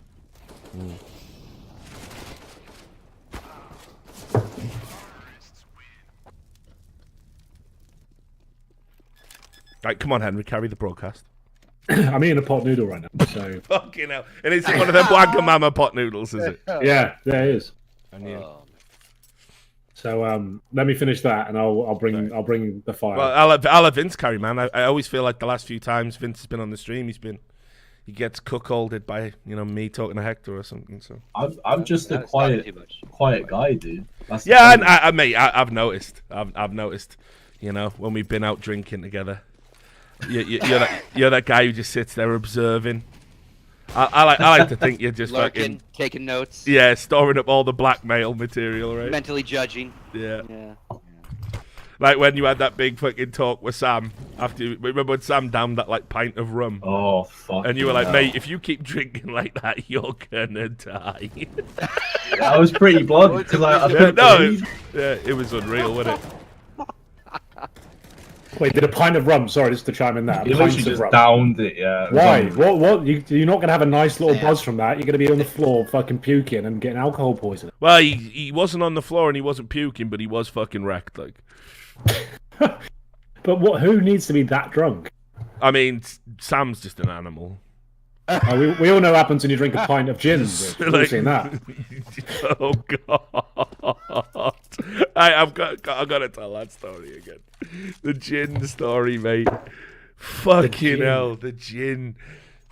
Hey, so just for the stream, me, Henry, Sadakist, we were out doing a PGL event in Bucharest, and basically, fucking, Sadakist is a fucking big drinker. Like, seriously, he can, like, I'm super impressed with his drinking ability. We've got some party animals in Counter-Strike. Sadakist, though, he can stick it away and turns up and is perfectly on the next day. You wouldn't know he'd been out drinking the night before. I've only seen Joe Miller have that talent. Everyone else is a bit hanging, right? So anyway, fucking, we're out. And me and Henry are like going, fucking, right, we'll have a few quiet ones, but why don't we get Sado wrecked? Like, it'll be funny, So we go up to the barman, because it's Sado's backyard. He was living out in Bucharest with Henry, actually. That's why I used to call him the boys from Bucharest, which sounds like a terrible sequel to the boys from Brazil. Brazil? Yeah, where they found more Hitler clones. Right? No Nazis involved, of course. No, it wasn't about that at all. But I used to call them the boys from Bucharest, which Henry and Sado absolutely hated. But anyway, so we were in the backyard, and we went to this bar, and I was talking to the barman going, look, mate, we got a mate, and we want to get him fucked up. So pour us like a fucking big old pint glass of gin. I'll pay you, because it's Romania, so it's just I'll pay you whatever the fuck. And then pour 2 glasses of water and bring them all out to the table. So they do that, and then me and Henry are like fucking going, oh, right then, Matt, been drinking our gins. We got like, quarter of the way into the glass. Why don't we just down them, eh? Just down them. Let's go fucking mental, eh? Lads. And Sado's just like, yeah, all right then, yeah, give a fuck. I can drink gin all night, me. And me and Henry have been really selling it, sipping this water, going, oh God, ooh, how can anyone drink gin neat, right? And Matt's just sat there loving every second of it, right? So we go, right, 1, 2, 3, slam, right? And Matt is fucking down this pint of gin. We've done our waters, and then we're just sat there. And you can, like, when the booze, like, it takes that, like, 5 minutes to get round your system before it hits your brain. And we're just watching Matt. It's like Jekyll and Hyde, the transformation scene. Yeah. You can just see his face start to screw up and get fucking drunker and drunker. And it was a fucking mess. I think he spilt a drink all over. Hiko was in the bar with us. He spilt a fucking drink all over Hiko's jeans, like wrecked. Knocked you on your ass. Yeah, knocked me on my ass. Like I was like, "Yay, come on, Matt!" And he fucking like just messing about. Hey, you love your gin, don't you? And he just threw me like fucking like some fucking Wolfman vampire shit. Fucking threw me onto the dance floor. Like, okay, he's got drunk strength as well, it seems. Right, and then me and fucking Henry pulls me to one side, like good old Henry the conscience, and he goes, "Rich, mate, I don't know about this anymore." You made a terrible mistake, Rich. Yeah, he's like, I don't know about this anymore, mate. What if he gets really ill, mate? What are we gonna do? And I'm just like, we just don't tell anyone anything, mate. We all had the same, right? We all swore to secrecy. We all swore to secrecy. Anyway, I just bailed. I was like, I'm getting out of here before it gets real messy, right? And Matt's just dancing in a corner, like just fucking wearing sunglasses in a nightclub, dancing, wrecked out with his mind, right? Anyway, it gets to the next day of the broadcast, right? Henry's there, I'm there. Matt turns up. He's wearing his sunglasses still. Super quiet, a bit pale. We're like, you all right, Matt? He's like, yeah, fucking hell. Bit heavy last night, wasn't it? You guys look fresh. Like, yeah. Fucking don't know what it is, mate. Had a kebab, you know. Drank some water. Yeah, drank some water. Had an aspirin. That was just fine, I guess. Like, anyway, I thought, how was he gonna get through this broadcast? Like, Henry's fucking like, fucking hell, Matt's hanging. I'm like, yeah, he looks real rough. Broadcast starts, bing. He did. I think it was like an overtime game as well, like to start, and they absolutely killed it. And then Matt just fucking slumped into the chair afterwards. Like, back to the Shadow Realm. Absolute fucking pro. Like, what a fucking legend. So. HenryG and Sado Pissed. Henry. Yeah, that was our name for the That rest of the was, that was, I did a throw. I did a throw from the desk, and I'm like, and we're going back now to HenryG and Sado Pissed. And they were just like, good times, man. Different times, Rich. Different times. Yeah, different Those are the times. salad days. I just love Henry Conscience. I just love that. Like, I don't like this anymore, Rich. I'm frightened. Might have killed him. Might have killed him. Yeah, it's like, what happens if we killed him here? What do you do now? Like, we're not going to get caught, but do we tell anyone? I mean, I need a casting partner. Like, I'm doing all the finals now. What are we going to do? Yeah. It's all right. I'll step in and cast if Sado's too bad, all right? Be all right, Henry. Be all right. Yeah, good times, man. Yeah, no idea why Matt would be, looking at other games and other communities to branch out. No idea whatsoever why he I would know. We are all stay arseholes. for somewhere else. Yeah. Oh, shit.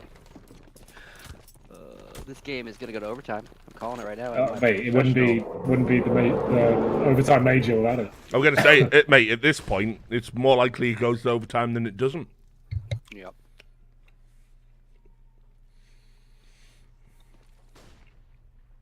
I'd just like to see a 16-14 once. You know what I mean? That'd be nice. Just a wouldn't it? regulation. That'd be nice. Shake hands, say it's a good game. And let's have something to talk about instead of 600 rounds. Mm.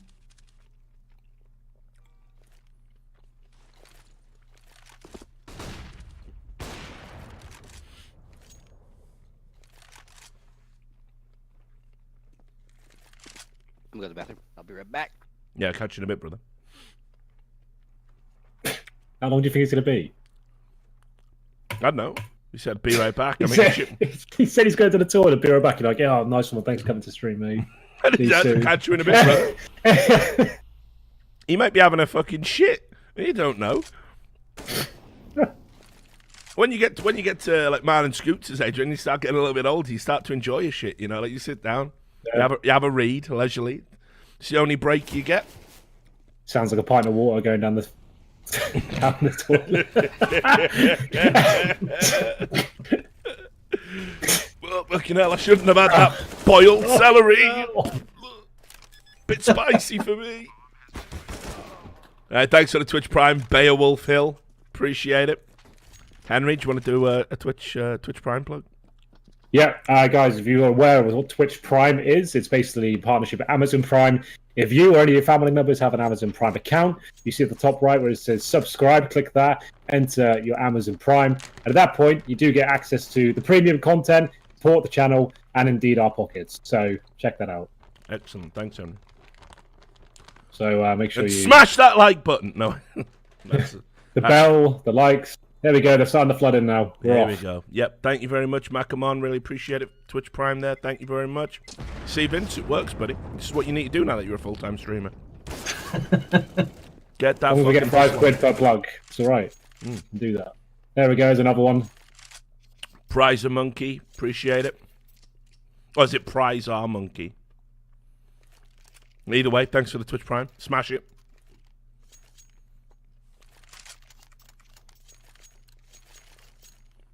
Looks like this could be it, boys.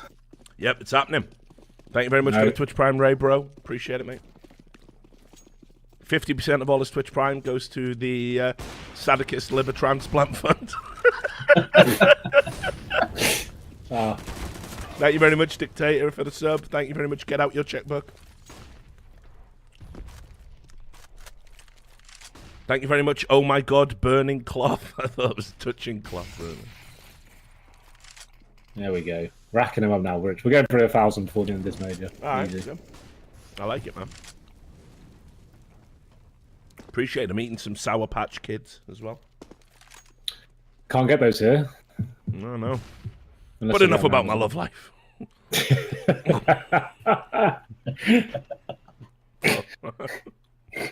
Oh, good. Oh. These are the jokes. Love, it gets a little bit blue after 8 a.m. Thank you very much, Ceased. Appreciate the 7 months in a row. Fucking hell. I got some old school subs, man. I got a guy. I'm pretty sure my biggest sub is like 54 months or something. Wow. 54, Jesus.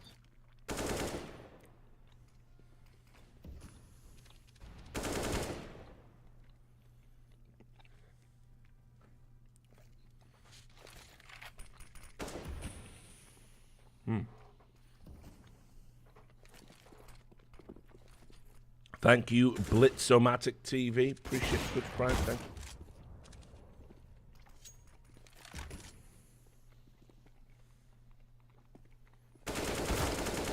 Tell you what, Vince, you know your little pineapple heads that you've got on your channel? I'll have to talk to the artist who did them because I think they're fucking spot on. Like, and my like people who've been around for a year and all that, like they just get my head but yellow. So basically, me after a fucking heavy weekend on the lash anyway, right? So you'll have to put me in touch with whoever the artist was because they look really, really good, mate. And thank you very much for the Twitch Prime, Comrade Trotsky. Watch out for that ice pick. Thank you as well, Will the Weed Wrangler. Thank you, Twitch Prime, 16 months in a row. Appreciate it.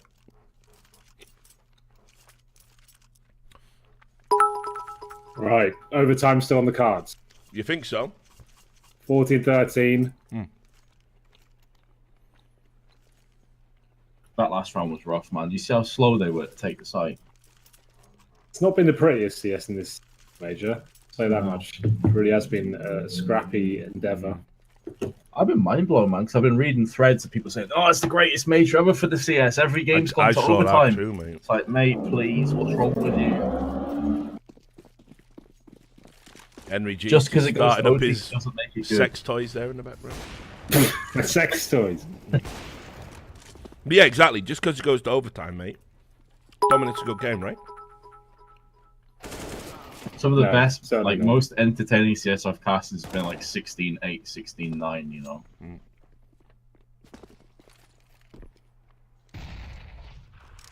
Here we go, 14-14.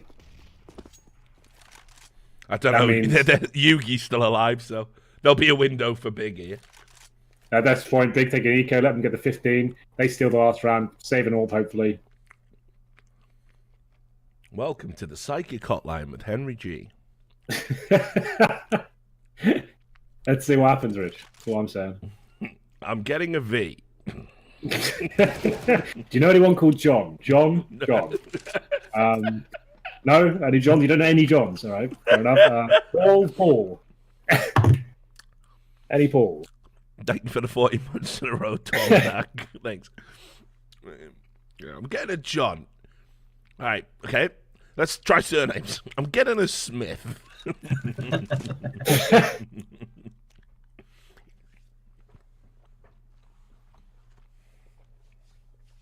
That's a pretty funny joke by Blood Plectrum there. I'm sensing overtime. Wow, how does he keep getting this every single game at the Face It Major? Gets it right every time.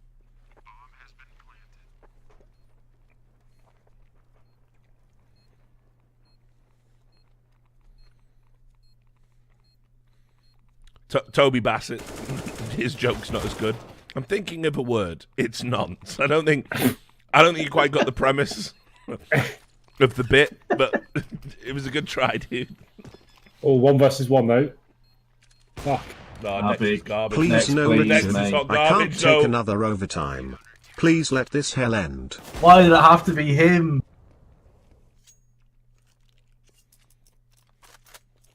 Oh, no.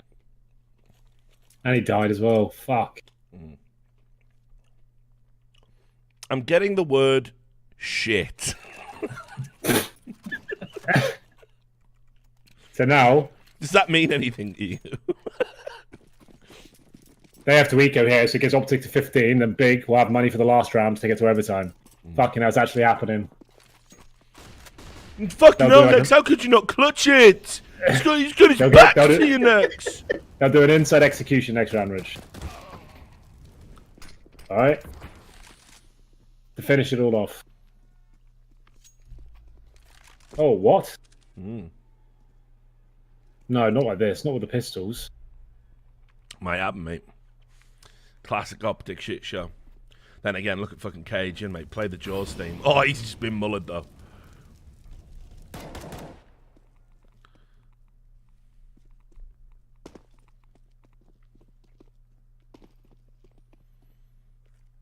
Next, can you go in first, mate? Can you absorb them bullets? Yeah, we're just gonna bait you, all right?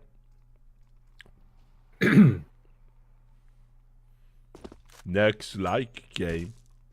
Oh, smooth. Smooth, just bang config out. It's funny as well because those two hate each other in real life. Didn't they offer each other out for a fight on Twitter? Did they? Yeah. Fucking hell. Yeah, but that would happen. Yeah, I don't think that'll happen. Let's lose our jobs and have a really pathetic, embarrassing fight. I'm getting the word pussy-o.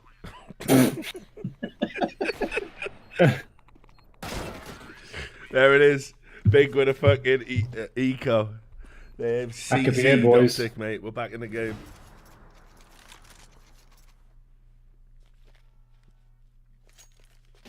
Thank you very much for the Twitch Prime. All right. Dota 2 Slammer. Good name. Yep. Please enter your username. I know what I'll put in. Alt-right Dota 2 Slammer. You notice I said it was all right, not you kind of fucked it a little bit there, Henry. It's all right, mate. It's all right. Smooth. Smooth. All right. Thanks for the Twitch Prime. I am Bandy. Yeah, you really fucked that up, mate. Sorry, bro. Oh shit! Am I in time for OT? Oh, God. No, Yeah, it might be. exactly, mate. You're just back in time. Mate, you could Hang have on. had 5 shits. This game will still be going, mate. It's just gonna be a nightmare. The pistols are going to close it out for overtime. Here we go. Oh. Thanks, I'm boosted for the Twitch Prime. Appreciate it. Smooth, yeah. Big, and he's wrecked config again. Maybe they will have that fight. I feel like Config would wreck him though. Isn't he quite a bit taller as well? Config Like would, reach yeah. advantage. 100%. I'd put my money on that. If it was a YouTube boxing.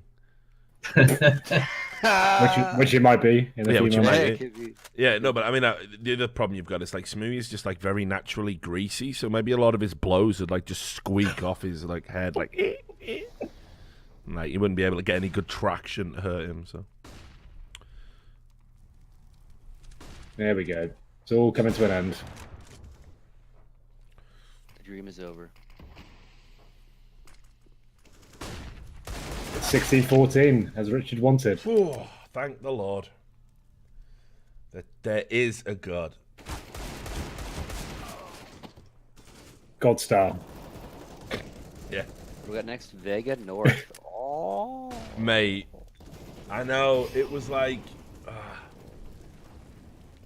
It's really hard because I love Valder. I think he's such a cool guy, but he does play for North, and there's something quintessentially awesome about watching North get wrecked. It's just so enjoyable for me. So I don't know which way I'm going to go on that.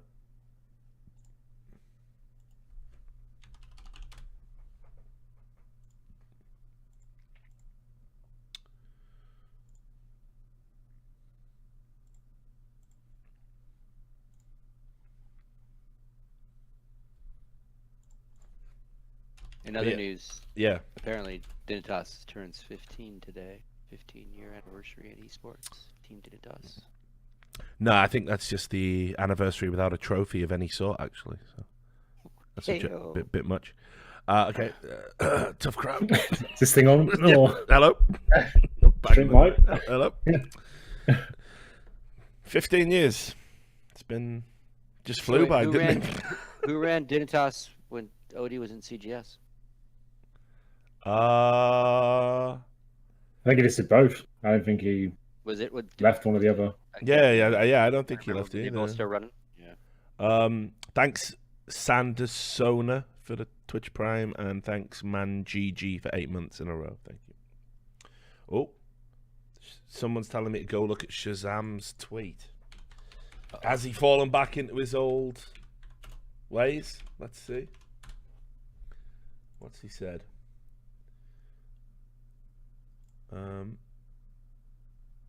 Oh, what he's waving bye-bye. Because obviously Shazam's ex-OpTic, right? Hey-o. Yeah, so... That'd be something far more dramatic than that. Yeah. Good old Shazam. Oh, I see, because they had that beef with the Danes, didn't they? That's yeah, right. Yeah. So he's waving goodbye and he's already made it through. Oh, that's not bad. All it takes is an emoji to trigger people and it's working. Everyone's tagging config in it as well. After this week, we had a lot of problems. The best of one system is really hard. Hello. Really hard to play. A lot of good. Here, Gobby's dulcet tones. So, Fuck. yeah, when we Fuck. Why are you dressing like a villain from a 80 Steven Seagal movie, Paula? Ah. How about that button too? He's Jesus, Paula. That shirt. 3 hairs on a chest. Fuck, you know, puberty, eh?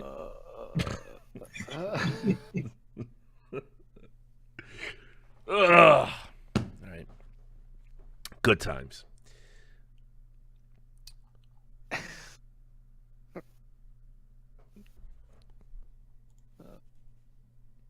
Happy for God Beto, dude. Always great to see him fucking doing well. Such a cool guy. Yeah, agreed.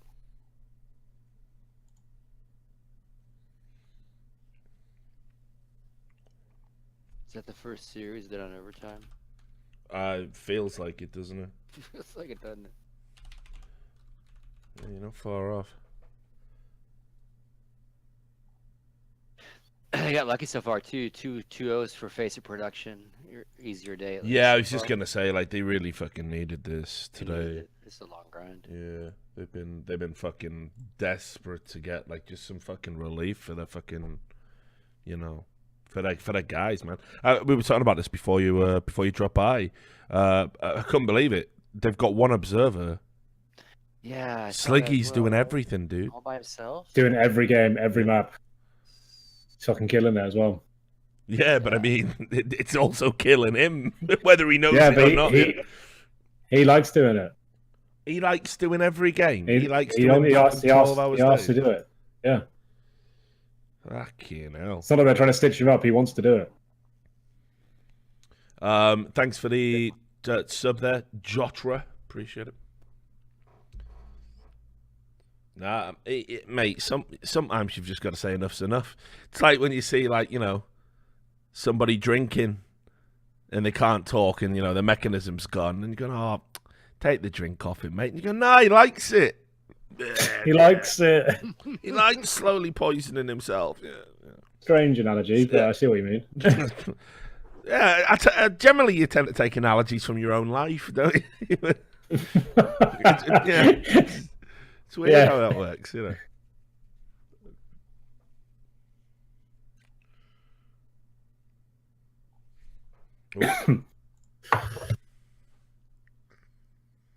Oh, I'm a pet. Gonna lose some good guy points for that tweet. He deleted it as well after like 24 minutes. I'm a pet put a tweet out saying Tyloo qualify. They only beat Renegades, Gambit, and Spirit. Not trying to take anything away from them because they can't control the draw. Just saying that their way to Legends was weak, including but you didn't make it. Oh, incoming, but you didn't make it. Bit of a silly thing to say.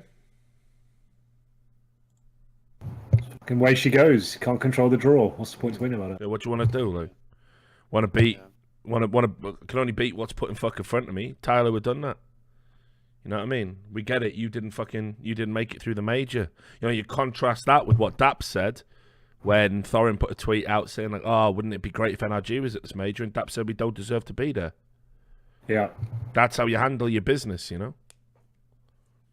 I've always had it a little bit in for I'm a Pet. I think he talks like he's a fucking, you know what I mean, a fucking proper like legendary coach, you know. And it's like you ain't really got many feathers in that fucking cap of yours, brother. Like, relax.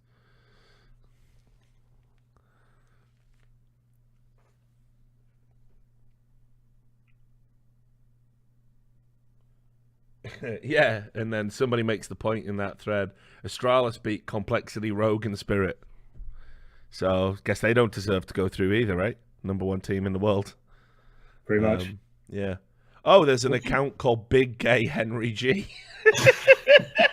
Just where? Like on my brilliant. Twitch, yeah, because It's SoCom just gifted a sub to an account called Big Gay HenryG.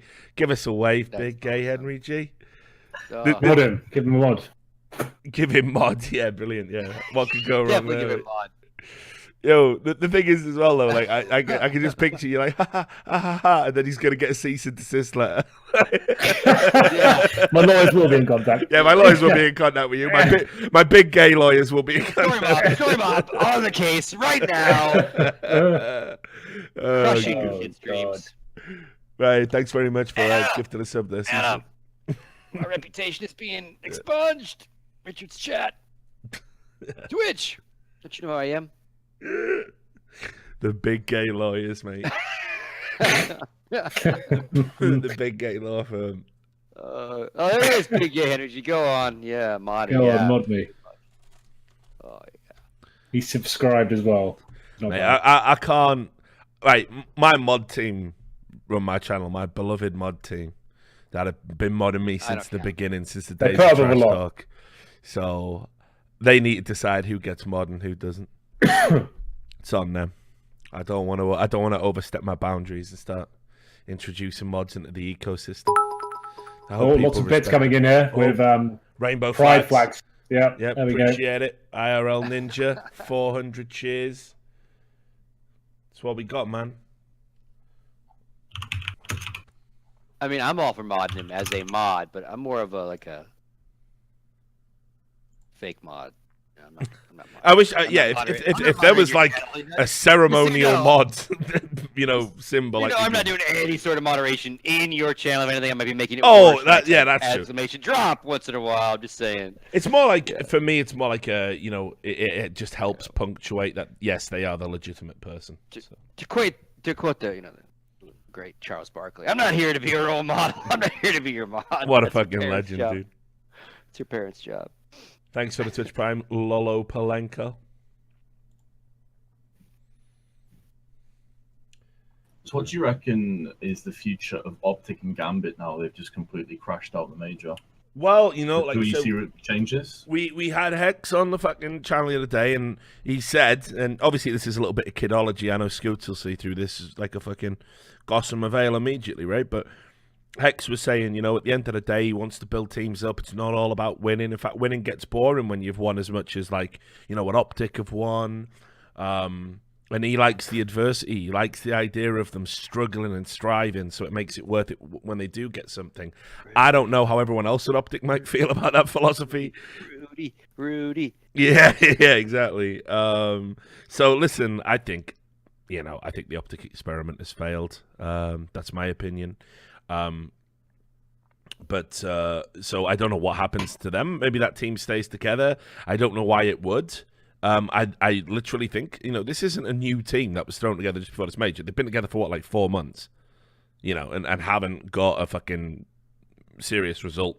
The Gambit thing, I think Gambit's a strange organization. Like, no, but they're technically UK registered, right? So it's another one of those weird, where does the money come from? Nobody's quite sure. They're they're thought of as a Russian organization, but they're registered in the UK.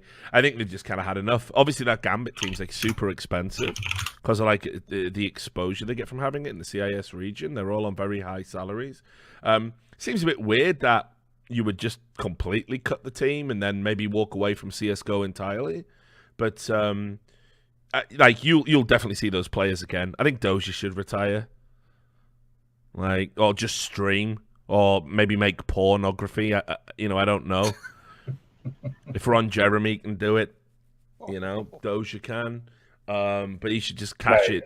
He should cash in on a Pornhub deal. That'd be fucking sick.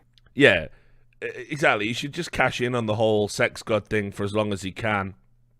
And he's married and he's, had a very good life out of Counter-Strike, and he's getting old and he's not that good, like just live the meme, right? And just fucking stream or whatever you want to do. Like, he'll always be beloved by large swathes of the Counter-Strike community, but as a pro player, he's kind of done for me.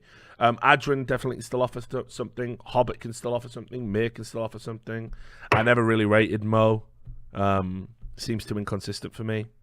He's in that strange twilight of, like, sometimes he's like an amazing tier 1 AWPer, and the other times he's absolutely terrible. The Yugi effect, I think we call it.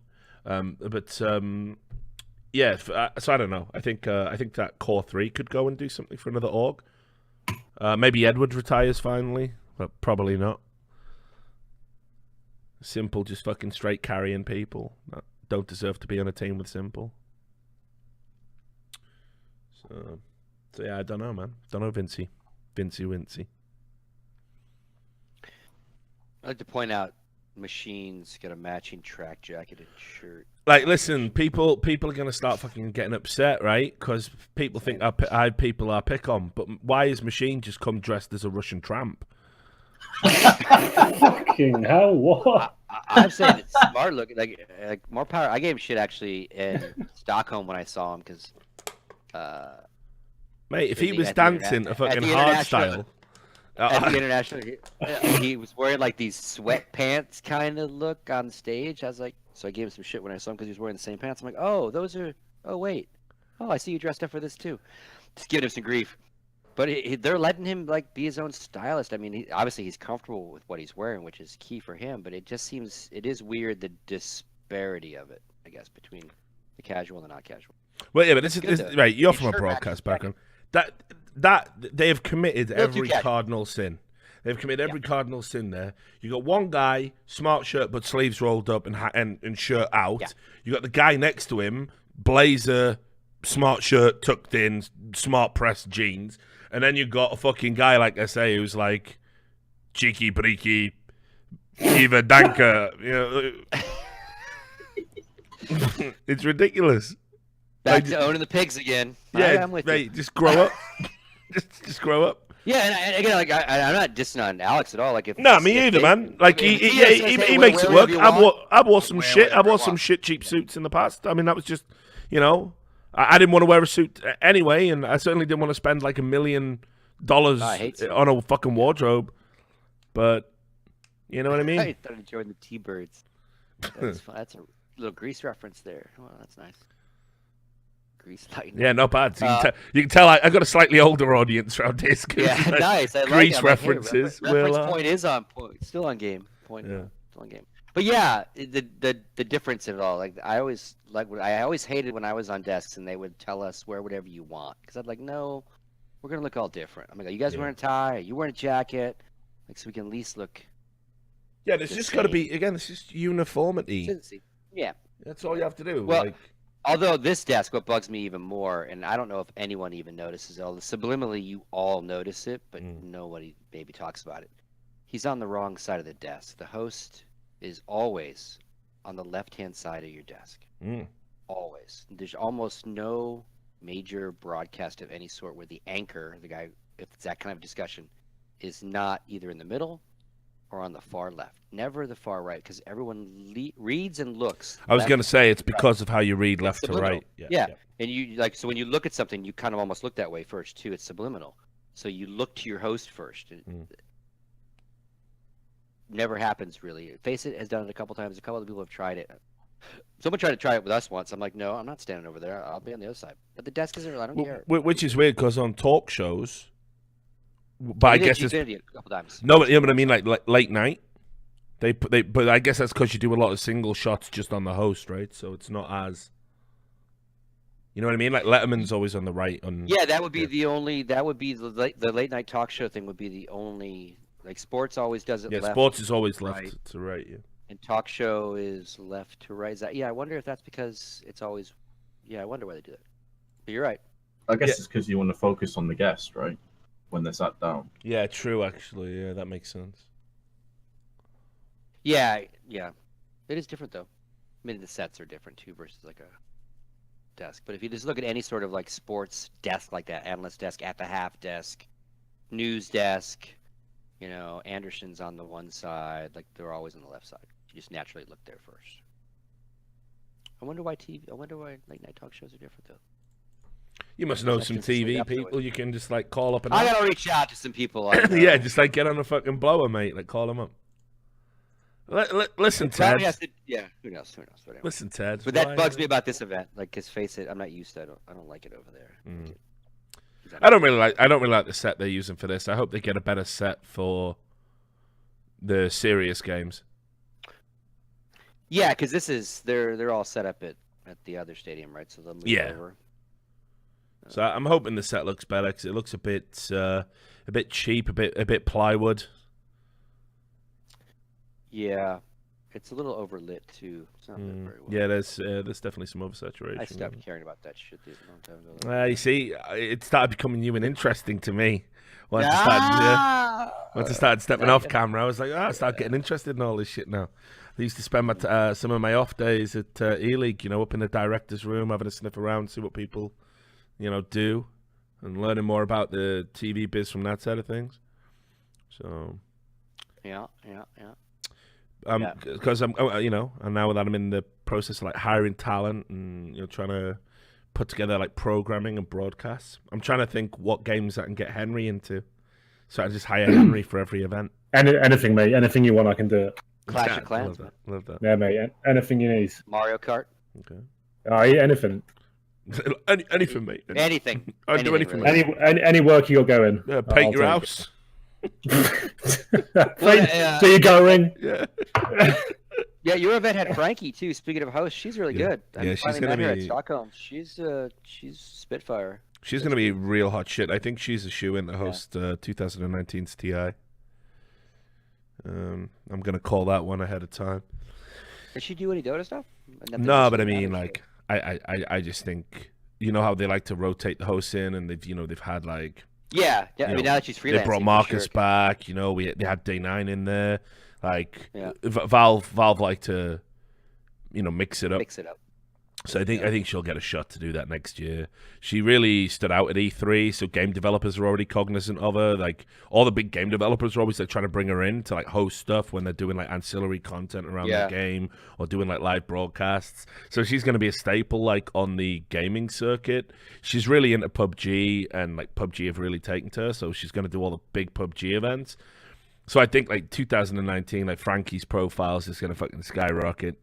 And I mean, it's like I was saying the other day, like I was meant to host that PUBG event, and like because I was like director of talent, I was like, listen, this kid's great, let's put her on instead of me. No one wants to see my boring old face. Let's put her on. She's got great energy. I saw you a little bit. Yeah, they made me come out because the character I'm playing on the WSOE shows is like I'm playing Dana White basically. Yeah. So I'm coming in and I'm fucking basically like, oh, we're gonna make the match. Like we gotta have Astralis play phase. We gotta have it. And I'll put it down and we'll make the match and we'll put the money up and the belts on the line. It's a side idea. We could also have proper fight in there as well between all the talent. Yeah, let's do that, mate. Yeah, game of Lifty Henry. game of Lifty Henry for the old for the old times. But yeah, so like they wanted to do like some establishment on the broadcast. get me to talk. So I did like an interview with Sean Duras. I did like a few bits backstage. So it's just had me on. And then at this media thing, I'm going to do a little bit of emceeing, talking about the vision and what our events are going to be.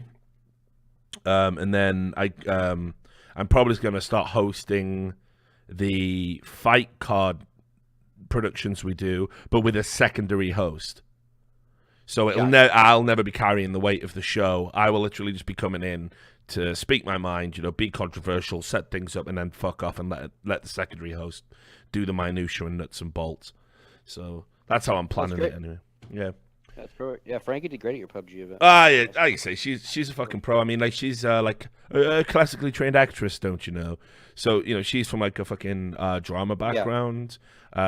Really shows in her polish, and just great at what she does, and great luck, great talent. So yeah, I think like I say, esports won't be able to afford her in a couple of years. Yeah, well, yeah. Twitch screwed up by letting that one go because obviously she worked for Twitch. For yep, a while. exactly. We didn't see happens like that sometimes, doesn't it? Imagine that. Yeah. Twitch fucking up. probably seeing more of that these days. I imagine as time goes on. Yeah. People getting out. But yeah, she's solid gold. You're right. Like Twitch letting her go is a fucking madness, right? Especially if Twitch end up hosting like some of their own esports events, which is being touted. Gotta hire her back. Yeah, imagine it. Yeah, she was one of the purges, I think, or part of one of the purges. Yeah, I mean, don't get me wrong. When the Twitch purge happened, I saw a lot of people like, "Oh, Twitch ain't the same company anymore." Let me tell you about Twitch, the company. It hired almost everyone in esports and gave them these cushy jobs. And if you even talked to these people, they couldn't tell you what they did at the company. That's no way to run a business, by the way, guys. Like, what do you do? Don't know. Just go to events and drink a bit. Don't know yet. Yeah. And they all had these like very like obscure terms, like a lot of them were like the partnership managers or whatever they are, which is literally apparently their jobs are just meeting up with other like streamers and fucking making sure they're happy and having a chat and that. And it's like that's a great from a community viewpoint. That's brilliant that you do that. But you've got to have a day job. You've got to do something in the office as well. And a lot of these people weren't, they were sort of cruising by on reputation. So when I saw the list of names, I was kind of like looking at it going, yep. It makes sense. Some for sure. You're like, okay, that makes sense. Yeah, exactly. Yeah. There's not about that.